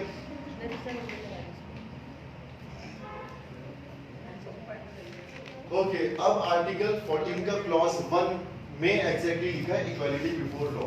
इसके फीचर्स बहुत अच्छे से समझ लेना। याद भी कर लेना। ठीक, आर्टिकल 14 और 14 का जो क्लॉज 1 है, क्लॉज 1 का ही मतलब है लॉ। अब ये क्या बोलता है, या ये कहां से आया, तो एक तो डाइसी से आया, डाइसी खुद कहां से आया था, इंग्लैंड से आया था। इसका मतलब ये क्या है, ये इंग्लैंड से लिया गया कॉन्सेप्ट है, दिमाग में बिठा लो। टेस्ट सीरीज में क्वेश्चन अब तक मिल चुका होगा अगर आप कर रहे हो, और अगर नहीं मिला है तो आने वाले टाइम में मिल जाएगा। ठीक है, वो ऊपर नीचे कर देता है। इक्वल प्रोटेक्शन बाय लॉ जो है हमको इंग्लैंड से मिला है, इक्वालिटी बिफोर लॉ में अमेरिका से मिला है, गलत हो जाएगा, ये हमको इंग्लैंड से मिला है। डाइसी याद रख लेना, डाइसी इंग्लैंड से था। ठीक है, तो एक तो आपको याद रखना इंग्लैंड से मिला है। दूसरा नेगेटिव नेचर का है, ये नेगेटिव नेचर का है। ठीक, नेगेटिव नेचर का क्यों है, मैंने आपको पहले भी बोला था कि अगर कॉन्स्टिट्यूशन या अगर कोई पावर आपको कुछ करने से रोकेगी, कुछ करने से रोकेगी, तो वो नेगेटिव नेचर का हो जाएगा। ठीक, यहाँ पे वो क्या कर रहा है, इक्वालिटी बिफोर लॉ, वो क्या कर रहा है, वो सबको समान कर रहा है, यानी आपके जो प्रिविलेज है वो छीन रहा है आपसे। आप प्रिविलेज नहीं हो, इस कॉन्सेप्ट के हिसाब से आप प्रिविलेज नहीं हो, और क्योंकि आप नहीं आ जाता है उसमें कि आप प्रिविलेज नहीं हो, इसलिए नेगेटिव नेचर का है। जैसे फंडामेंटल राइट्स हैं, वो सरकार के लिए नेगेटिव नेचर के लिए, फंडामेंटल राइट सरकार के ऊपर रिस्ट्रिक्शंस लगा रहे हैं कि आप ये नहीं कर सकते। ऐसे ही ये क्या बोल रहा है, ये बोल रहा है कि आप किसी को स्पेशली नहीं ट्रीट कर सकते। तो जब ये बोलेगा कि स्पेशली ट्रीट नहीं कर सकते, तब क्या होगा, ये नेगेटिव नेचर का हो जाएगा। फिर से बोलूं, क्लियर चंदा? ठीक, दूसरा it is generic in nature. Generic in nature का मतलब क्या हो गया, ये बहुत जनरल बात कर रहा है। जनरल का मतलब ये हो गया, ये क्या बोल रहा है कि आप ये नहीं कर सकते। क्या वो ये बोल रहा है कि आप महिलाओं के लिए अलग कानून नहीं बना सकते, पुरुषों के लिए नहीं बना सकते, बच्चों के, ऐसा कुछ नहीं लिखा है इसमें। ये बहुत जेनरिक इन नेचर का होता है, यानी कोई भी केस जो है वो इसमें जा सकता है, सारे के सारे केसेस में जा सकते हैं। ये इतना जनरल है, ये बहुत जनरल, एक उसने बात बोली इक्वालिटी बिफोर लॉ, बहुत जनरल बात बोली है इसने। अगली बारे में बात करेंगे, equal protection of the law में बात जनरल होती है, वहां पे स्पेसिफिक हो जाती है। यहाँ पे बहुत जनरल बात कर रहा है कि सब बराबर है, किसी के पास कोई प्रिविलेज नहीं है। ठीक ठीक, उसके बाद क्या है, ये क्या कर रहा है, ये रिस्ट्रिक्शंस लगा रहा है आपकी गवर्नमेंट ऑफ इंडिया के ऊपर। और क्योंकि ये रिस्ट्रिक्शंस लगा रहा है, क्या रिस्ट्रिक्शन लगा रहा है कि आप किसी को भी प्रिविलेज नहीं दोगे। ठीक, इसलिए ये नेगेटिव नेचर का है। It means absence of any privilege. ये क्वेश्चन पूछा भी गया था 2017 में। फ्रीडम मतलब क्या, सबको बराबर ट्रीट करना, किसी के पास कोई एक्स्ट्रा प्रिविलेज नहीं होगा। ठीक, ऐसी दो तीन बातें उसने लिखी थी, तो जिन्होंने लक्ष्मीकांत बहुत अच्छे से पढ़ी थी, क्योंकि वो चारों ऑप्शन ठीक थे कि फ्रीडम का मतलब क्या, यही था मेरे ख्याल से। एक तो था एब्सेंस ऑफ रिस्ट्रिक्शन, एक ऑप्शन था, ठीक है, और एब्सेंस ऑफ प्रिविलेज एक ऑप्शन था, और सबको बराबर ट्रीट करना एक ऑप्शन था। तो ऐसे कुछ उसने बहुत क्लोज ऑप्शंस बनाए हुए थे। याद रखना, इसका मतलब ये कि किसी को भी किसी तरह का प्रिविलेज नहीं मिलेगा। No one is above the law, यही बोल के गया डाइसी। लेडी जस्टिस कौन, वो जो आंख में पर्दा बांध के जो खड़ी रहती है कोर्ट के बाहर, बाहर मतलब कोर्ट के अंदर ठीक, वो जो तराजू लेके खड़ी रहती है, वो लेडी जस्टिस है। तो क्या बोल रही है, वो बोल रही है इक्वालिटी बिफोर लॉ। क्यों इक्वालिटी बिफोर लॉ, कि मैं अंधी हूं, मैं नहीं देख सकती। कानून अंधा होता है, ठीक है, अंधा होता है कानून, बचपन से सुना होगा आपने। तो अंधा अच्छा है कि वो अंधा है, क्योंकि अगर उसने आंखें खोली तो उसे फिर दिखाई देंगे कौन, उसे अलग अलग तरह के लोग दिखाई देंगे, और जैसी दिखाई देंगे वैसी प्रिविलेज मिलेगा फिर। आज मुझसे पूछो, क्या पूछना है? मैंने पूछ रही बातें करते। हाँ पूछो, अरे no question is a stupid question. नहीं, ये मतलब मैं सिर्फ नॉर्मल बात करती थी। मुझे जब समझ नहीं पाती थी कि वो कपड़ा क्यों बांध जब मैं छोटी बच्ची थी, तो सबसे छोटी सी और मूवी देखती थी तो मैं सोचती थी कि वो कपड़ा मैं तो बचपन से सोचती थी पुलिस वाले की बेटी होगी, मुझे क्यों नहीं तो पापा से पूछ ले, तो उसी ने जब बता साल में थी सर 6 4 5 की जब मैं छोटी अच्छा अच्छा। तो लेडी जस्टिस जिनकी आंखों में वो पट्टी बंदी होती है, उसका ऑब्जेक्टिव ही ये है, वो नेगेटिव नहीं है वो पट्टी, वो अच्छा है कि वो ना देखे कि उसके सामने कौन है। ठीक, और वो तराजू लेके की बड़ी होती है, जिसके सामने जितना ज्यादा सबूत होगा उसका पलड़ा उतना भारी होगा, डिसीजन वैसे ही जाएगा। जज कई बार बोलते हैं ऐसे कि हमें पता है, जज को सब पता होता है, जज को पहले से पता होता है कि क्या चल रहा है, उसका एक्सपीरियंस इतना हो गया। लेकिन एक केस आया था, शायद साध्वी प्रज्ञा वाला केस आया था, उसमें जज बोल रहा है कि सब कुछ पता है मुझे और ये डिसीजन देते हुए मेरा दिल दुख रहा है, लेकिन क्या करूं, पुलिस वाले लेके ही नहीं आए सब। तो जज लिख भी रहा है इस चीज को, क्योंकि वो अंधा है, क्योंकि कानून अंधा है। ठीक है, इसका जो सोर्स है वो क्या है, rule of law. Rule of law से निकल गया है। रूल ऑफ लॉ का जो सेकंड वाला पार्ट है वहां से निकल गया है इक्वालिटी बिफोर लॉ।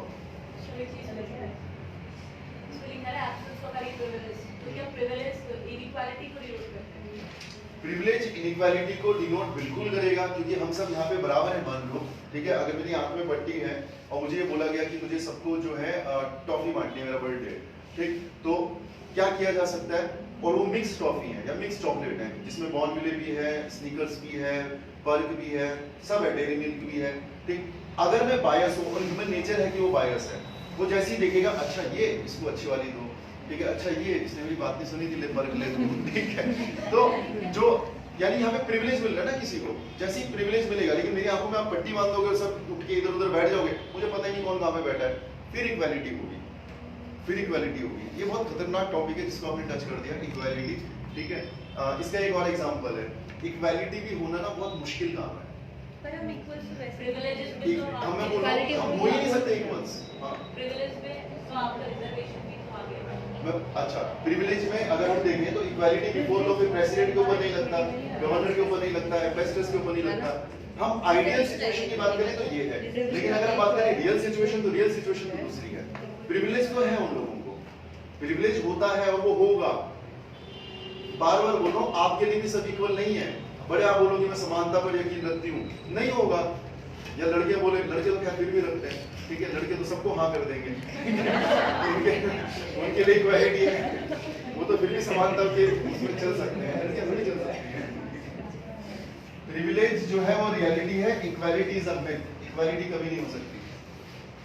हो सकती है रविदा जी, कभी समानता हो सकती है समाज में, हो ही नहीं सकती। हम बाय नेचर हम जो है ऐसे लोग हैं जो समान नहीं हो सकते, है ना, ठीक है।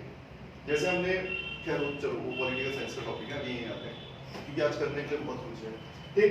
तो ये इक्वालिटी बिफोर लॉ के कुछ फीचर्स। अब वही मैं कह रहा था आपसे कि यहाँ पे कुछ एक्सेप्शंस हैं। तो एक तो हो गई आइडियल बात कि आदर्श रूप से बात क्या होनी चाहिए, और रियलिटी क्या है। तो भाई रियलिटी ये है कि प्रिविलेज है, प्रिविलेज है। किसको प्रिविलेज है?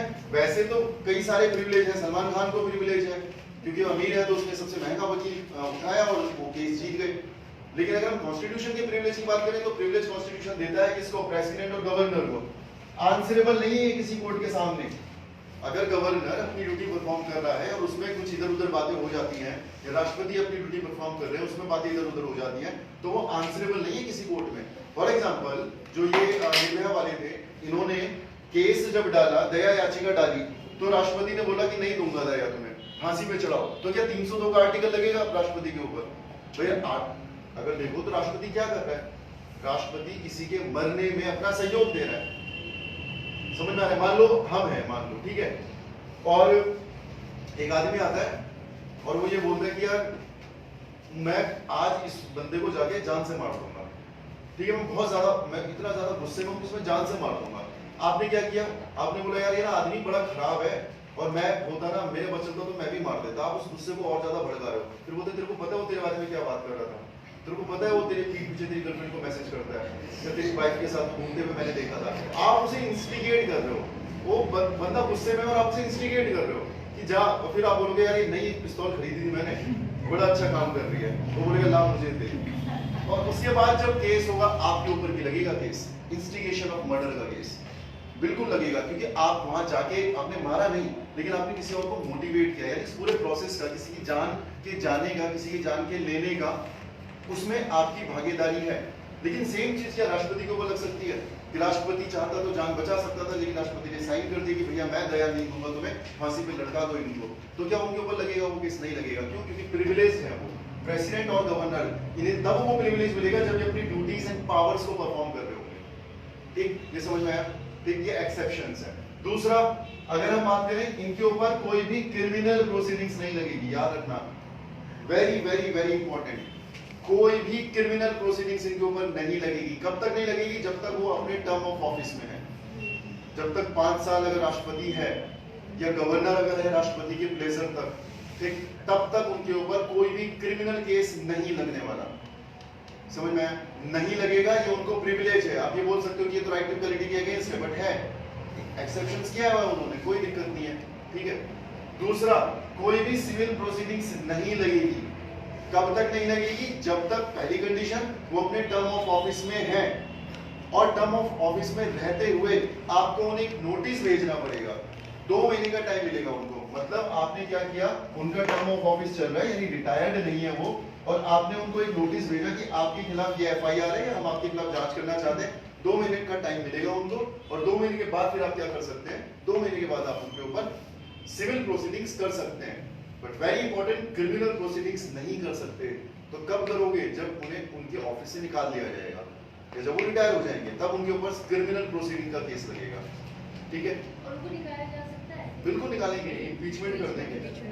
देखो मान लो ऐसा हुआ नहीं, लेकिन मान लो ऐसा हो गया कि राष्ट्रपति जो है गुस्से में आ गए और उन्होंने किसी का सर फोड़ दिया, तो क्रिमिनल केस होगा उनके ऊपर, कॉन्स्टिट्यूशन का वायलेशन हुआ, इम्पीचमेंट होगा, हट जाएंगे, उसके बाद लगेगा फिर काम। ठीक है, ठीक।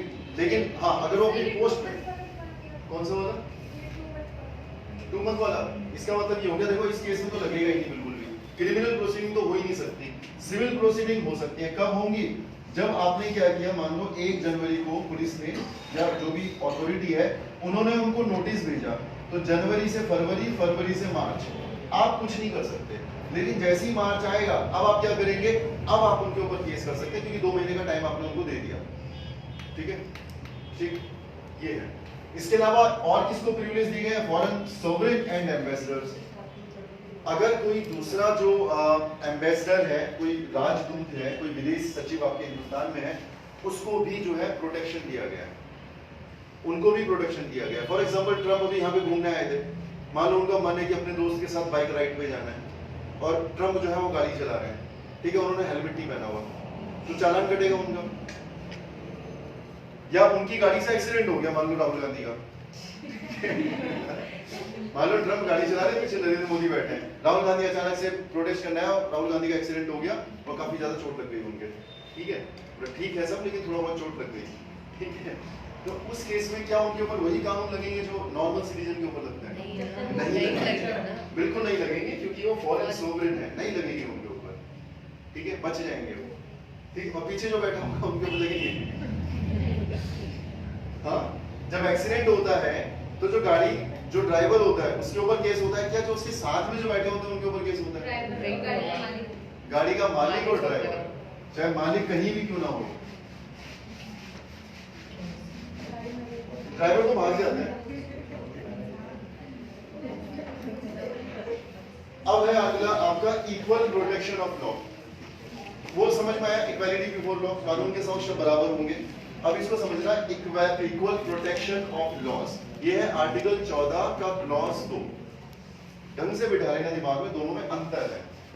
ठीक है, दोनों में डिफरेंस होता है। चलो, पहला तो ये कि एक अमेरिकन कॉन्सेप्ट है, अमेरिका के संविधान से लिया गया है। वो इंग्लैंड के कॉन्स्टिट्यूशन से लिया गया था या अमेरिका के जो कॉन्स्टिट्यूशन है वहां से लिया गया है। ठीक, दूसरा, it is positive in nature.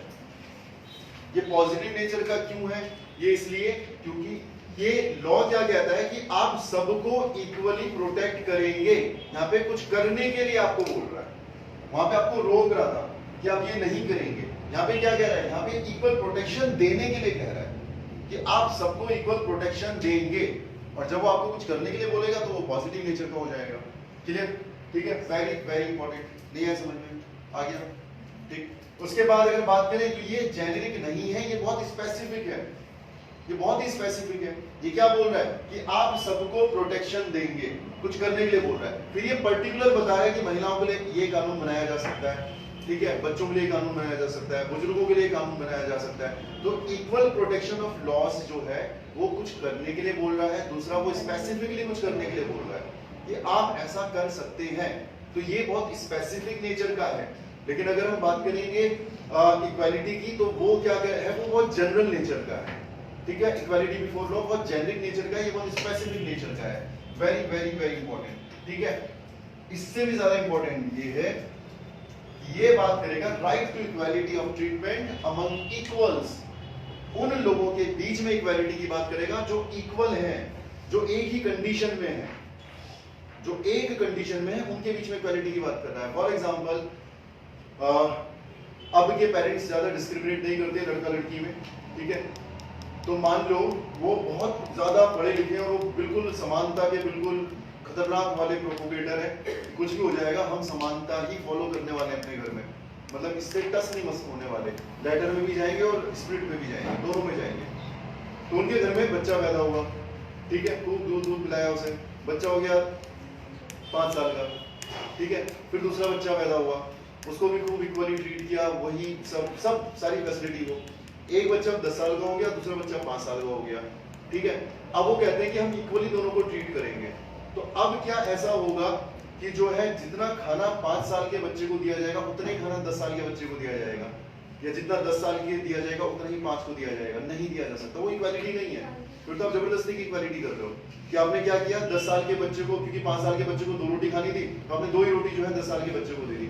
उसके सर्कमस्टांस अलग है, उसकी रिक्वायरमेंट अलग है, उसकी नेसेसिटीज अलग है। कहने का मतलब ये कि इक्वल प्रोटेक्शन ऑफ लॉस किस बारे में बात करता है कि इक्वालिटी आपको उन लोगों के बीच में प्रमोट करनी है जो कि एक समान सर्कमस्टांसेस में है। हाँ, अगर दोनों बच्चे 10 साल के होते या दोनों बच्चे 5 साल के होते तब तो आप कर सकते थे कि 5-5 रोटी आपने दोनों को दे दी, ठीक है। लेकिन अगर दोनों की रिक्वायरमेंट अलग है, दोनों की एज अलग है, उस केस में फिर आप उनको इक्वली ट्रीट नहीं कर सकते, कहीं वही जो है इक्वालिटी के अगेंस्ट हो जाएगा। समझ में आया? नहीं है? आ गया? ठीक है। फिर इक्वालिटी अमंग इक्वल्स कई बार बोला है, इसका मतलब यहाँ पे रीजनेबल क्लासिफिकेशन किया जा सकता है, यानी 10 साल के बच्चे को 4 रोटी एक्स्ट्रा दी जा सकती है क्योंकि उसकी नेसेसिटी है, उसकी रिक्वायरमेंट है, ठीक है।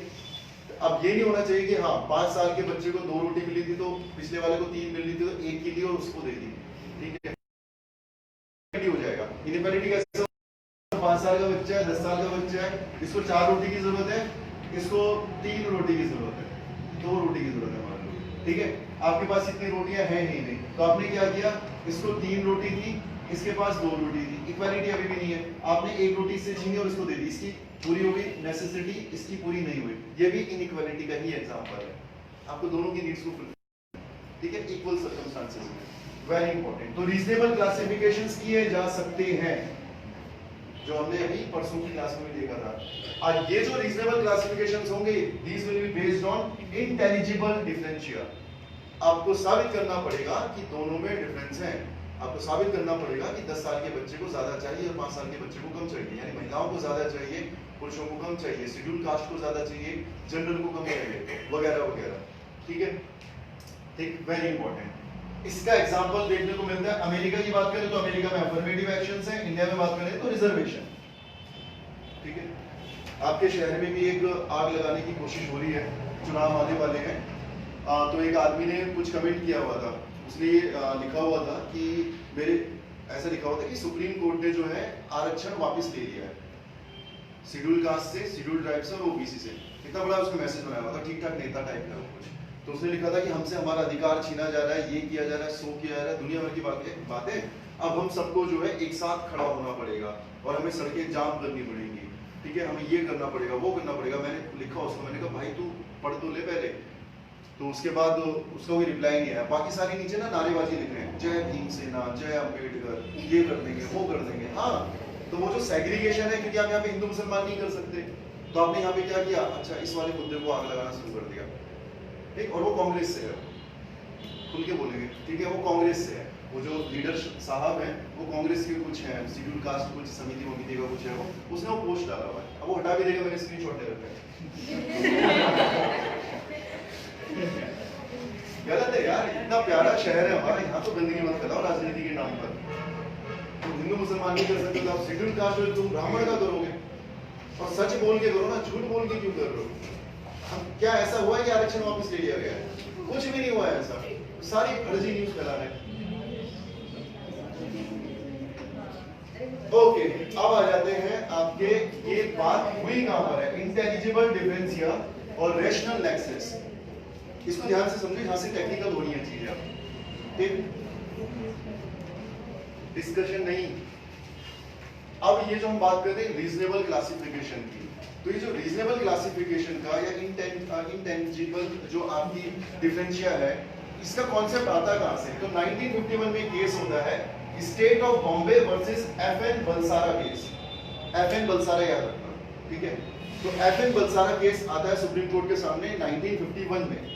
अब सुप्रीम कोर्ट ये बोलता है कि यस, रीजनेबल क्लासिफिकेशन दी है, तो उनसे पूछा गया कैसे की जा सकती है, तो उन्होंने बोला एक टेस्ट होगा, ठीक है। उस टेस्ट के दो कंपोनेंट होंगे। क्या टेस्ट होगा? पहला टेस्ट होगा इंटेलिजिबल डिफरेंशिया और दूसरा होगा रेशनल नेक्सस का। तो उनसे बोला और समझाओ, तो उन्होंने अपने ही केस में उन्होंने बताया है कि हम जब इक्वालिटी के बारे में बात करते हैं तो इक्वालिटी का मतलब ब्लैंकेट इक्वालिटी नहीं है कि सबके ऊपर आपने एक समान चादर चढ़ा दी। तो उन्होंने एग्जांपल देके समझाया कि ये टेस्ट का मतलब क्या।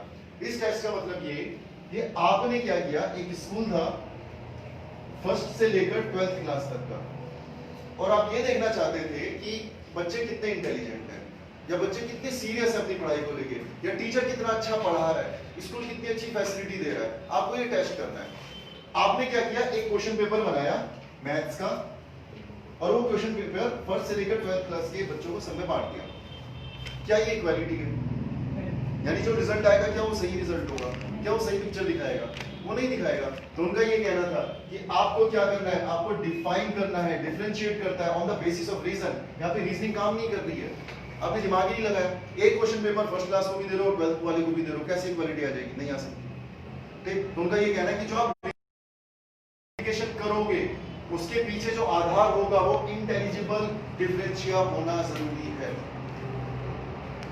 ठीक, एक तो ये समझो इसको। उनका ऑब्जेक्टिव क्या था? ऑब्जेक्टिव ये देखना था कि स्कूल काम कैसे कर रहा है, या उनका ऑब्जेक्टिव क्या था कि बच्चे पढ़ रहे हैं कि नहीं पढ़ रहे हैं, क्या बच्चे सिंसियर हैं कि नहीं है। लेकिन जब ये रिजल्ट आएगा क्या उनका एक भी ऑब्जेक्टिव फुलफिल हो पाएगा? नहीं हो सकता। तो ब्लैंकेट इक्वालिटी हो ही नहीं सकती। एक तो ये। दूसरा रेशनल नेक्सस। रेशनल नेक्सस वो क्या होता है कि अब आपको पता चला कि आपने गलती कर दी और फर्स्ट क्लास को जो है वो पेपर नहीं देना चाहिए था, सेकंड क्लास को पेपर नहीं देना चाहिए था, हर क्लास के लिए अलग अलग पेपर बनने चाहिए थे। ठीक, तो अब वो ये बोल रहा है कि रेशनल नेक्सस कैसे अचीव करोगे?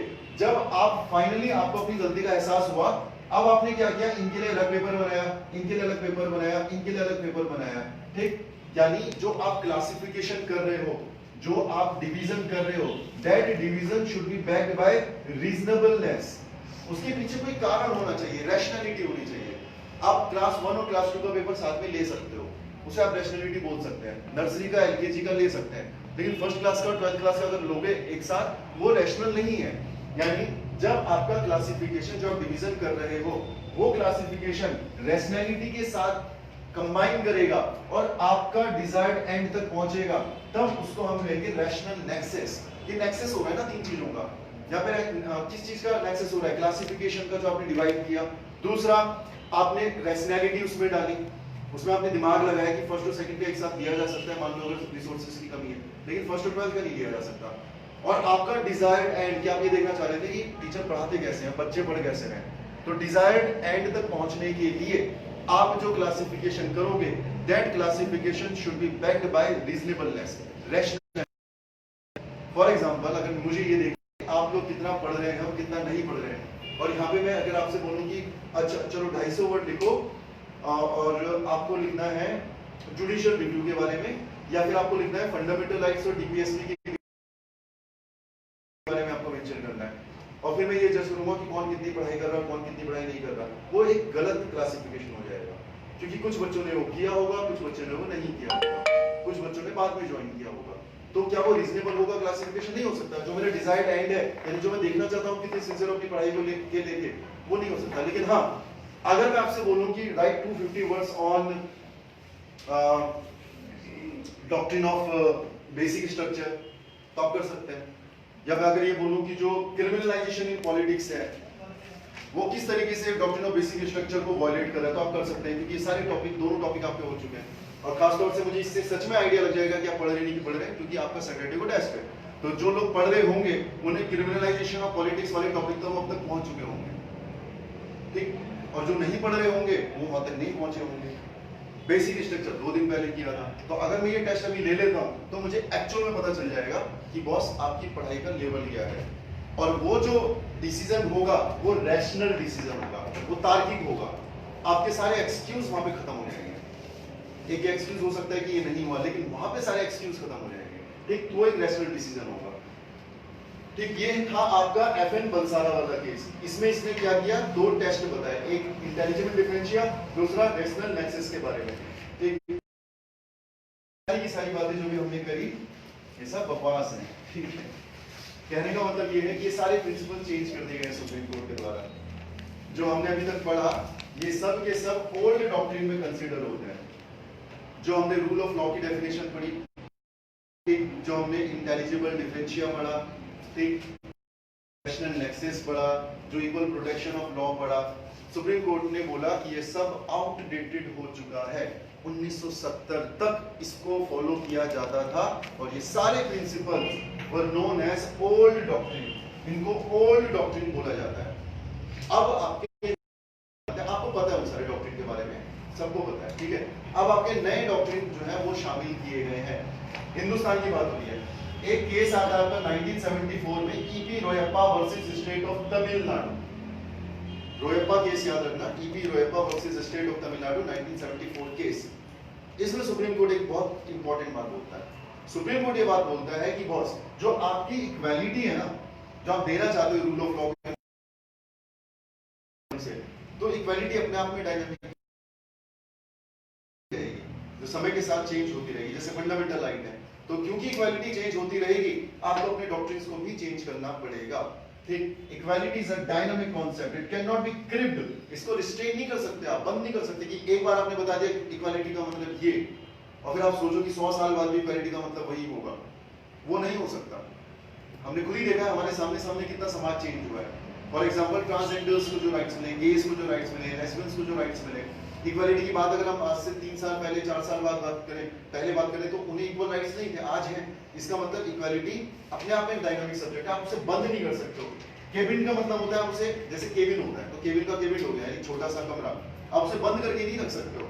दूसरा, कन्फाइंड नहीं कर सकते, ट्रेडिशनल लिमिट से नहीं कन्फाइंड कर सकते आप उसको, वो चेंज होता रहेगा। तो ये फैसला आया था E P Royappa versus state of Tamil Nadu 1974 में, ठीक। तो अब उन्होंने क्या बोला, उन्होंने ये बोला कि जो डेफिनेशन है पुरानी इक्वालिटी की वो ओल्ड डॉक्ट्रिन है, अब न्यू डॉक्ट्रिन आएगा। कुछ नहीं हुआ न्यू डॉक्ट्रिन में, सिर्फ इतना हुआ, इक्वालिटी बिफोर लॉ कहां से निकल के आया था, रूल ऑफ लॉ में। यानी अगर आप इक्वालिटी बिफोर लॉ की बात करो तो आपका रूल ऑफ लॉ में जब नेचुरल जस्टिस शामिल हो जाएगा, उसी को हम बोलेंगे न्यू डॉक्ट्रिन।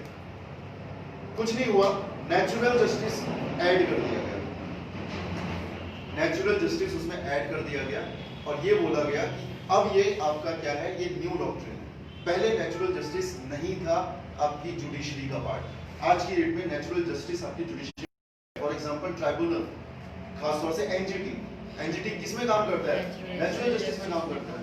वो इन चीजों में काम नहीं करेगा, वो केवल नेचुरल जस्टिस में काम करेगा। न्यू डॉक्ट्रिन में कुछ नहीं हुआ, न्यू डॉक्ट्रिन में आपका नेचुरल जस्टिस को ऐड कर दिया गया रूल ऑफ लॉ के साथ, कि रूल ऑफ लॉ होगा प्लस नेचुरल जस्टिस होगा। क्यों? क्योंकि क्या गारंटी है कि लॉ सही है? अगर लॉ गलत है तो क्या गलत लॉ का रूल होगा? आंसर इज नहीं।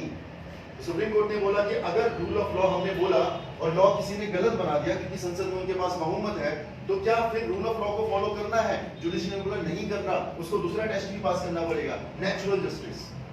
उसको नेचुरल जस्टिस का टेस्ट भी पास करना पड़ेगा। समझ में आ रहा है मैं क्या बोल रहा हूं?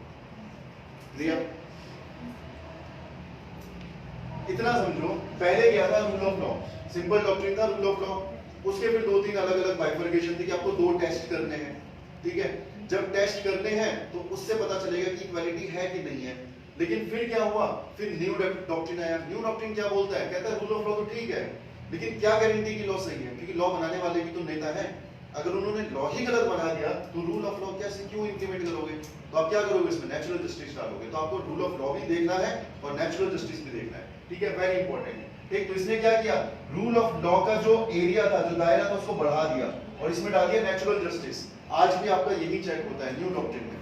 सर, नेचुरल जस्टिस का कुछ एग्जांपल बताना, मतलब क्या होता है? नेचुरल जस्टिस का मतलब ये हो गया, यहाँ पे एक तो आईपीसी की धाराएं वगैरह नहीं लगेंगे।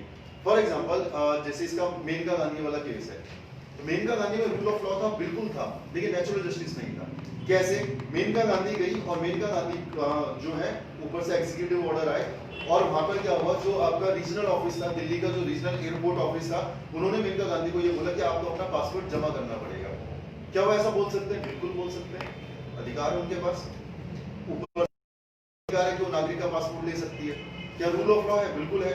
लेकिन क्या नेचुरल जस्टिस है? बिल्कुल नहीं है, क्योंकि सरकार ने बताया नहीं उनको कि आपका पासपोर्ट लिया गया, क्यों लिया गया।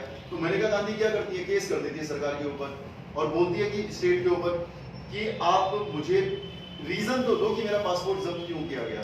फिर सुप्रीम कोर्ट आती है, सुप्रीम कोर्ट बोलती है क्या, सुप्रीम कोर्ट बोलती है पहले हम देखेंगे रूल ऑफ लॉ, फिर हम देखेंगे नेचुरल जस्टिस। तो पहले उन्होंने देखा रूल ऑफ लॉ, लॉ बोलता है कि यस गवर्नमेंट चाहे तो आपका पासपोर्ट जब्त कर सकती है। तो यहाँ इस मामले में वो सक्सेसफुल हो गई सरकार। तो सरकार ने क्या किया, क्योंकि कानून में लिखा था कि आप कर सकते हो तो आपने कर लिया। तो सुप्रीम कोर्ट ने क्या बोला कि आपको अपना जो पासपोर्ट है वो वापस नहीं मिलेगा। और मेनका गांधी, जिसका रियल नेम मनेका गांधी है, उनको उनका पासपोर्ट इनिशियल स्टेज में नहीं दिया गया। क्यों? क्योंकि आपको लॉ के हिसाब से चलना है, ठीक। लेकिन तब तक ये आ चुका है नेचुरल जस्टिस। अब सुप्रीम कोर्ट देखेगी कि जो लॉ बना हुआ है और जो पासपोर्ट जब्त किया गया, क्या वो नेचुरल जस्टिस के क्राइटेरिया को मैच करेगा। सुप्रीम कोर्ट ने बोला नहीं कर रहा है, पासपोर्ट वापस दो। नेचुरल जस्टिस का मतलब ये हो गया लॉ जो है वो आर्बिट्ररी नेचर का नहीं होना चाहिए। अब आपने जो क्वेश्चन पूछा इसमें थोड़ा और आगे जाना पड़ेगा। आर्टिकल 21, आर्टिकल 21 में दो चीजें होती हैं, ठीक। एक चीज होता है जैसे अपने यहाँ पे होता है कि आर्टिकल 21 आपसे आपका जीवन नहीं लिया जा सकता, ठीक, लेकिन लिया जा सकता है। कैसे लिया जा सकता है? Procedure established by law. Procedure established by law यानी कानून में जो बातें लिखी हैं उन बातों के माध्यम से आपका जीवन आपसे छीना जा सकता है। जैसे ये जो लोग हैं जिनको फांसी होने वाली है, इनसे इनकी लाइफ छीनी जा रही है, आर्टिकल 21 का इस्तेमाल नहीं कर सकते। तो प्रोसीजर एस्टैब्लिश्ड बाय लॉ में क्या लिखा है कि ये से आपका जीवन ले लिया जाएगा, ठीक है, ठीक।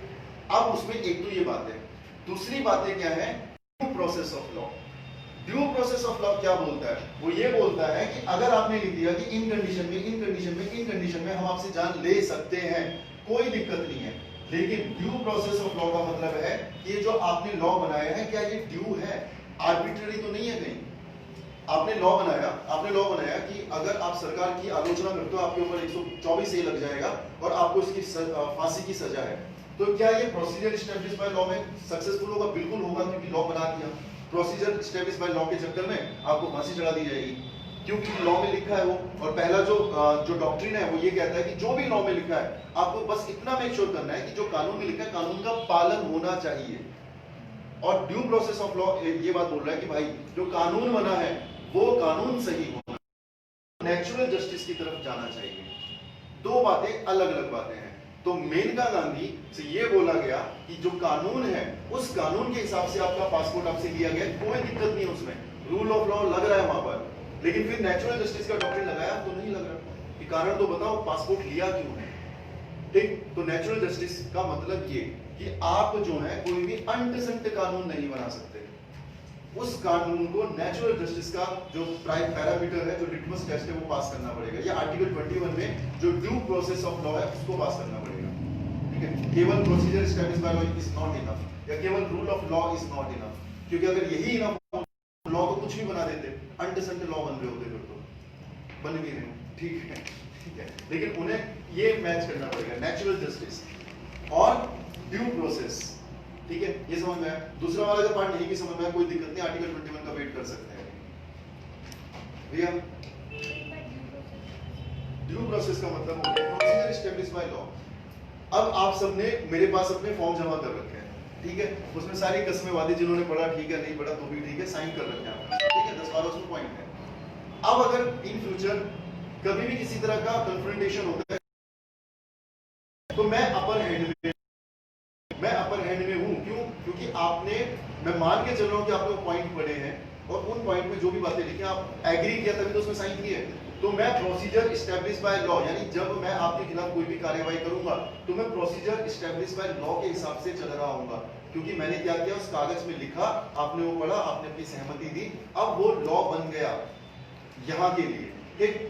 लेकिन क्या वो ड्यू प्रोसेस, यानी इसमें एक पॉइंट था कि कभी आपने जो है मान लो कभी आपने मेरा दिया हुआ होमवर्क नहीं किया और मैंने आपको ये बोला कि आपको असाइनमेंट करना है, आप नहीं आप करके आए और मैं आपको इंस्टीट्यूट से निकाल देता हूं और आपको ये बोलता हूं कि यार बॉस मैं आपकी फीस भी वापस नहीं करूंगा, ठीक। उस केस में जो मेरा बनाया हुआ कानून है, क्या वो ड्यू है, क्या वो सही है, क्या वो नेचुरल है? वो नहीं है।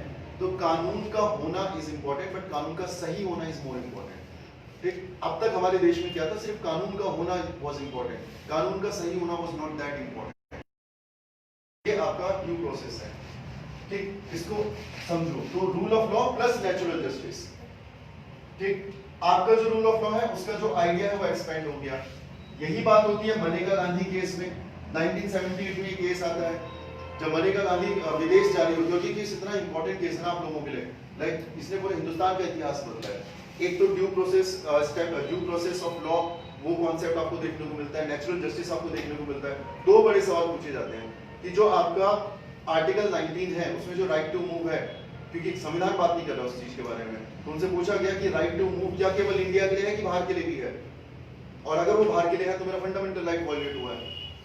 पढ़ी लिखी महिला है यार वो बहुत ज्यादा, तो भयंकर सवाल पूछे उन्होंने बोला कि जो आर्टिकल 19 है, आर्टिकल 19 क्या सिर्फ इंडिया के अंदर मूव करने की आजादी दे रहा है कि बाहर की भी दे रहा है? सुप्रीम कोर्ट ने बोला बाहर की भी दे रहा है, तो बोलती है मेरा फंडामेंटल राइट वायलेट हुआ है, केस करो इनके ऊपर। ठीक है, तो बहुत बड़ा एक मुद्दा बना है वो, बहुत सारी नई नई चीजें निकल के आई उसमें। आर्टिकल 21 को बहुत ज्यादा एक्सपेंड कर दिया गया कि आपको अगर नेचुरल जस्टिस नहीं मिल रहा है, it is the violation of article 21। तो मनेका गांधी केस ने हम लोगों के लिए बहुत ज्यादा कुछ किया है। तो इसमें क्या हुआ, जो मैंने अभी आपको कहानी बताई कि कानून बनेगा लेकिन कोई भी आर्बिट्ररी एक्शन नहीं ले सकता स्टेट, कानून के रहते हुए भी नहीं ले सकता। एक आर्बिट्ररी नेचर मतलब नेचुरल जस्टिस के अगेंस्ट अगर आपका कोई कानून है वो स्टेट नहीं कर सकता। आपको क्या करना है, केवल इक्वालिटी इंश्योर नहीं करना, आपको फेयर इक्वालिटी जो है वो इंश्योर करना है। एक तो इक्वालिटी भी देना है, दूसरा फेयर इक्वालिटी देनी है। इक्वालिटी हो जो फेयर हो, फ्री हो। ठीक है, मनेका गांधी केस में आर्टिकल 14 में इंटरप्रिटेशन में दो चीजें और आ गई। आर्टिकल 14 में ये दो चीजें आप इंटरप्रेट कर सकते हो कि राज्य जो है कोई भी आर्बिट्ररी कानून नहीं बनाएगा, और नहीं बनाएगा का मतलब वो आर्टिकल 14 के कौन से वाले में आएगा, क्लॉज 1 में आएगा। ठीक है, समझ में आ रहा है? कोई दिक्कत नहीं, 40-50% भी समझ में आ रहा है ना, तो पॉलिटी आती ही दूसरे राउंड में है। जब आप दोबारा कभी ये क्लास पढ़ोगे ना तब आपको चीजें बैठ, ठीक है। 18 महीने का मतलब इसलिए 18 महीने किया गया था ताकि 3-3 बार आपका रिवीजन हो जाए, एक बार में नहीं आती चीजें। वैसे अभी तक ऐसा कुछ टफ था नहीं। तो अब समझो ओल्ड डॉक्ट्रिन में इस पूरे चैप्टर का सार क्या है। ओल्ड डॉक्ट्रिन क्या था, FN। ठीक है, ओल्ड डॉक्ट्रिन बलसारा केस में आया था। दो टेस्ट थे, इंटेलिजिबल डिफरेंशिया और रैशनल नेक्सस, याद आ रहा है, दो टेस्ट हुए थे। अब जो है ओल्ड डॉक्ट्रिन में आपने क्या किया, कुछ नहीं किया, आपने रीजनेबलनेस लगा दिया यानी रैशनैलिटी लगा दिया, और आपका आ गया न्यू डॉक्ट्रिन। ओल्ड डॉक्ट्रिन यानी ये सारी चीजें हैं, प्लस आपने बोला कि रीजनेबल होना चाहिए, सही होना चाहिए, नेचुरल जस्टिस होना चाहिए उसमें, और अगर वो नेचुरल जस्टिस है तो आपका न्यू डॉक्ट्रिन आ जाएगा। ठीक है, ओल्ड डॉक्ट्रिन प्लस रीजनेबलनेस, और रीजनेबलनेस कहां से आई है आपकी, रोयप्पा वाले केस से आई है। ठीक है, अगर आप अपने नोट्स को इस स्लाइड में, तो पूरा लेक्चर इसी के आगे पीछे घूम रहा है। ठीक है, बट आपको पढ़ना तो पड़ेगा पूरा सुन से। यहां तक समझ में आया कि ओल्ड डॉक्ट्रिन और न्यू डॉक्ट्रिन में क्या है। ओल्ड डॉक्ट्रिन में क्या बात कर रहा है, दो टेस्ट के बारे में बात कर रहा है। ठीक, 1970 तक ओल्ड डॉक्ट्रिन चल रहा है। उसके बाद क्या हो रहा है, उसके बाद वो बात कर रहा है कि नहीं यार, old doctrine is not enough, आपको नेचुरल जस्टिस चाहिए होगा, और वो जो नेचुरल जस्टिस होगा वो रीजनेबलनेस के बेसिस पर होना चाहिए, रैशनैलिटी के बेसिस पर होना चाहिए। और जैसे आप ये करोगे आपका न्यू डॉक्ट्रिन आ जाएगा। तो आज आपके हिंदुस्तान में किसी भी कानून को देखने के कौन कौन से तरीके हैं, यानी आर्टिकल 14 में जो आप रीजनेबल डिफरेंशिएशन करते हो उसका पहले इस टेस्ट को पास होना जरूरी है, इंटेलिजिबल डिफरेंशिएशन का होना जरूरी है, दूसरा रैशनल नेक्सस को पास करना जरूरी है, तीसरा रीजनेबल जो है वो होना चाहिए, रीजनेबिलिटी या रैशनैलिटी को पास होना जरूरी है। जब वो तीन टेस्ट को पास के बाद ही आप दोगे क्या, रीजनेबल क्लासिफिकेशन, या उसके बाद ही आप उसे प्रिविलेज दोगे या एक्स्ट्रा कुछ दोगे। अगर वो इन तीनों को पास नहीं करेगा, ठीक है, इज नॉट एब्सोल्यूट, लेकिन हाँ उसमें जो अलग से जो प्रिविलेज दिए जाएंगे उनके लिए ये सारे टेस्ट पास होना जरूरी है, वेरी इंपॉर्टेंट। ठीक है, और ये तीन जो है आपके आर्टिकल, इन्हीं को हम बोलते हैं गोल्डन ट्रायंगल। ये आपके संविधान के सबसे मूलभूत आर्टिकल है, सबसे इंपॉर्टेंट आर्टिकल है। अगर आपको आर्टिकल 14 समझ में आ जाएगा तो 15-16 बाकी सारे आर्टिकल समझ में आ जाएंगे। 19 थोड़ा सा अलग हो जाता है, बाकी सारे आर्टिकल्स इन्हीं से मिलते जुलते हैं। ठीक, तो आपका आर्टिकल 14, आर्टिकल 19 और आर्टिकल 21, इन तीनों को मिला के कहा जाता है गोल्डन ट्रायंगल। अभी तक नहीं पूछा बट पूछ सकता है कि गोल्डन ट्रायंगल किन किन आर्टिकल को कहा जाता है। ठीक, वो सारे आर्टिकल लिख देगा वहां पर, देखिएगा fundamental rights, DPSP, fundamental duty के कुछ आर्टिकल डाल देगा। तो याद रखना 14, 19, 21। ठीक है, 19 और 21 कहीं ना कहीं 14 से ही निकल के आ रहे हैं। राइट टू इक्वालिटी से ही निकल के आ रहा है 19 और जो आपका आर्टिकल 21, ठीक है। तो यहाँ पे आपका ये चैप्टर खत्म होता है।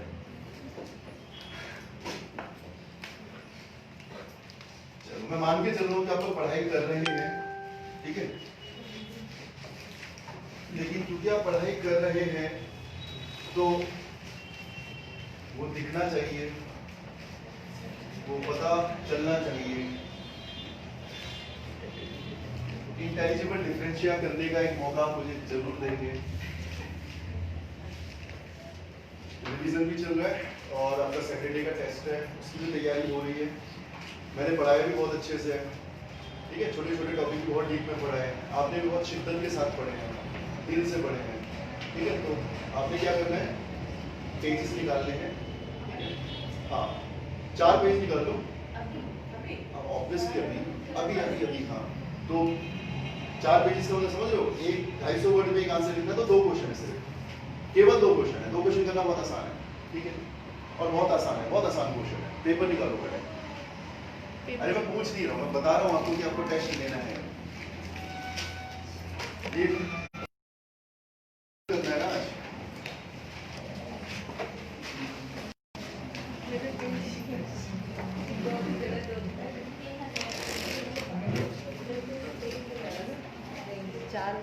ठीक है, 20 मिनट में आपको 2 क्वेश्चन करने हैं। तो मैं आपको वैसे 7:30 में ही करना होता है, बट मैं आपको एडवांटेज दे रहा हूँ, एक्स्ट्रा एडवांटेज है। 3 मिनट लगभग आपके पास ज्यादा है।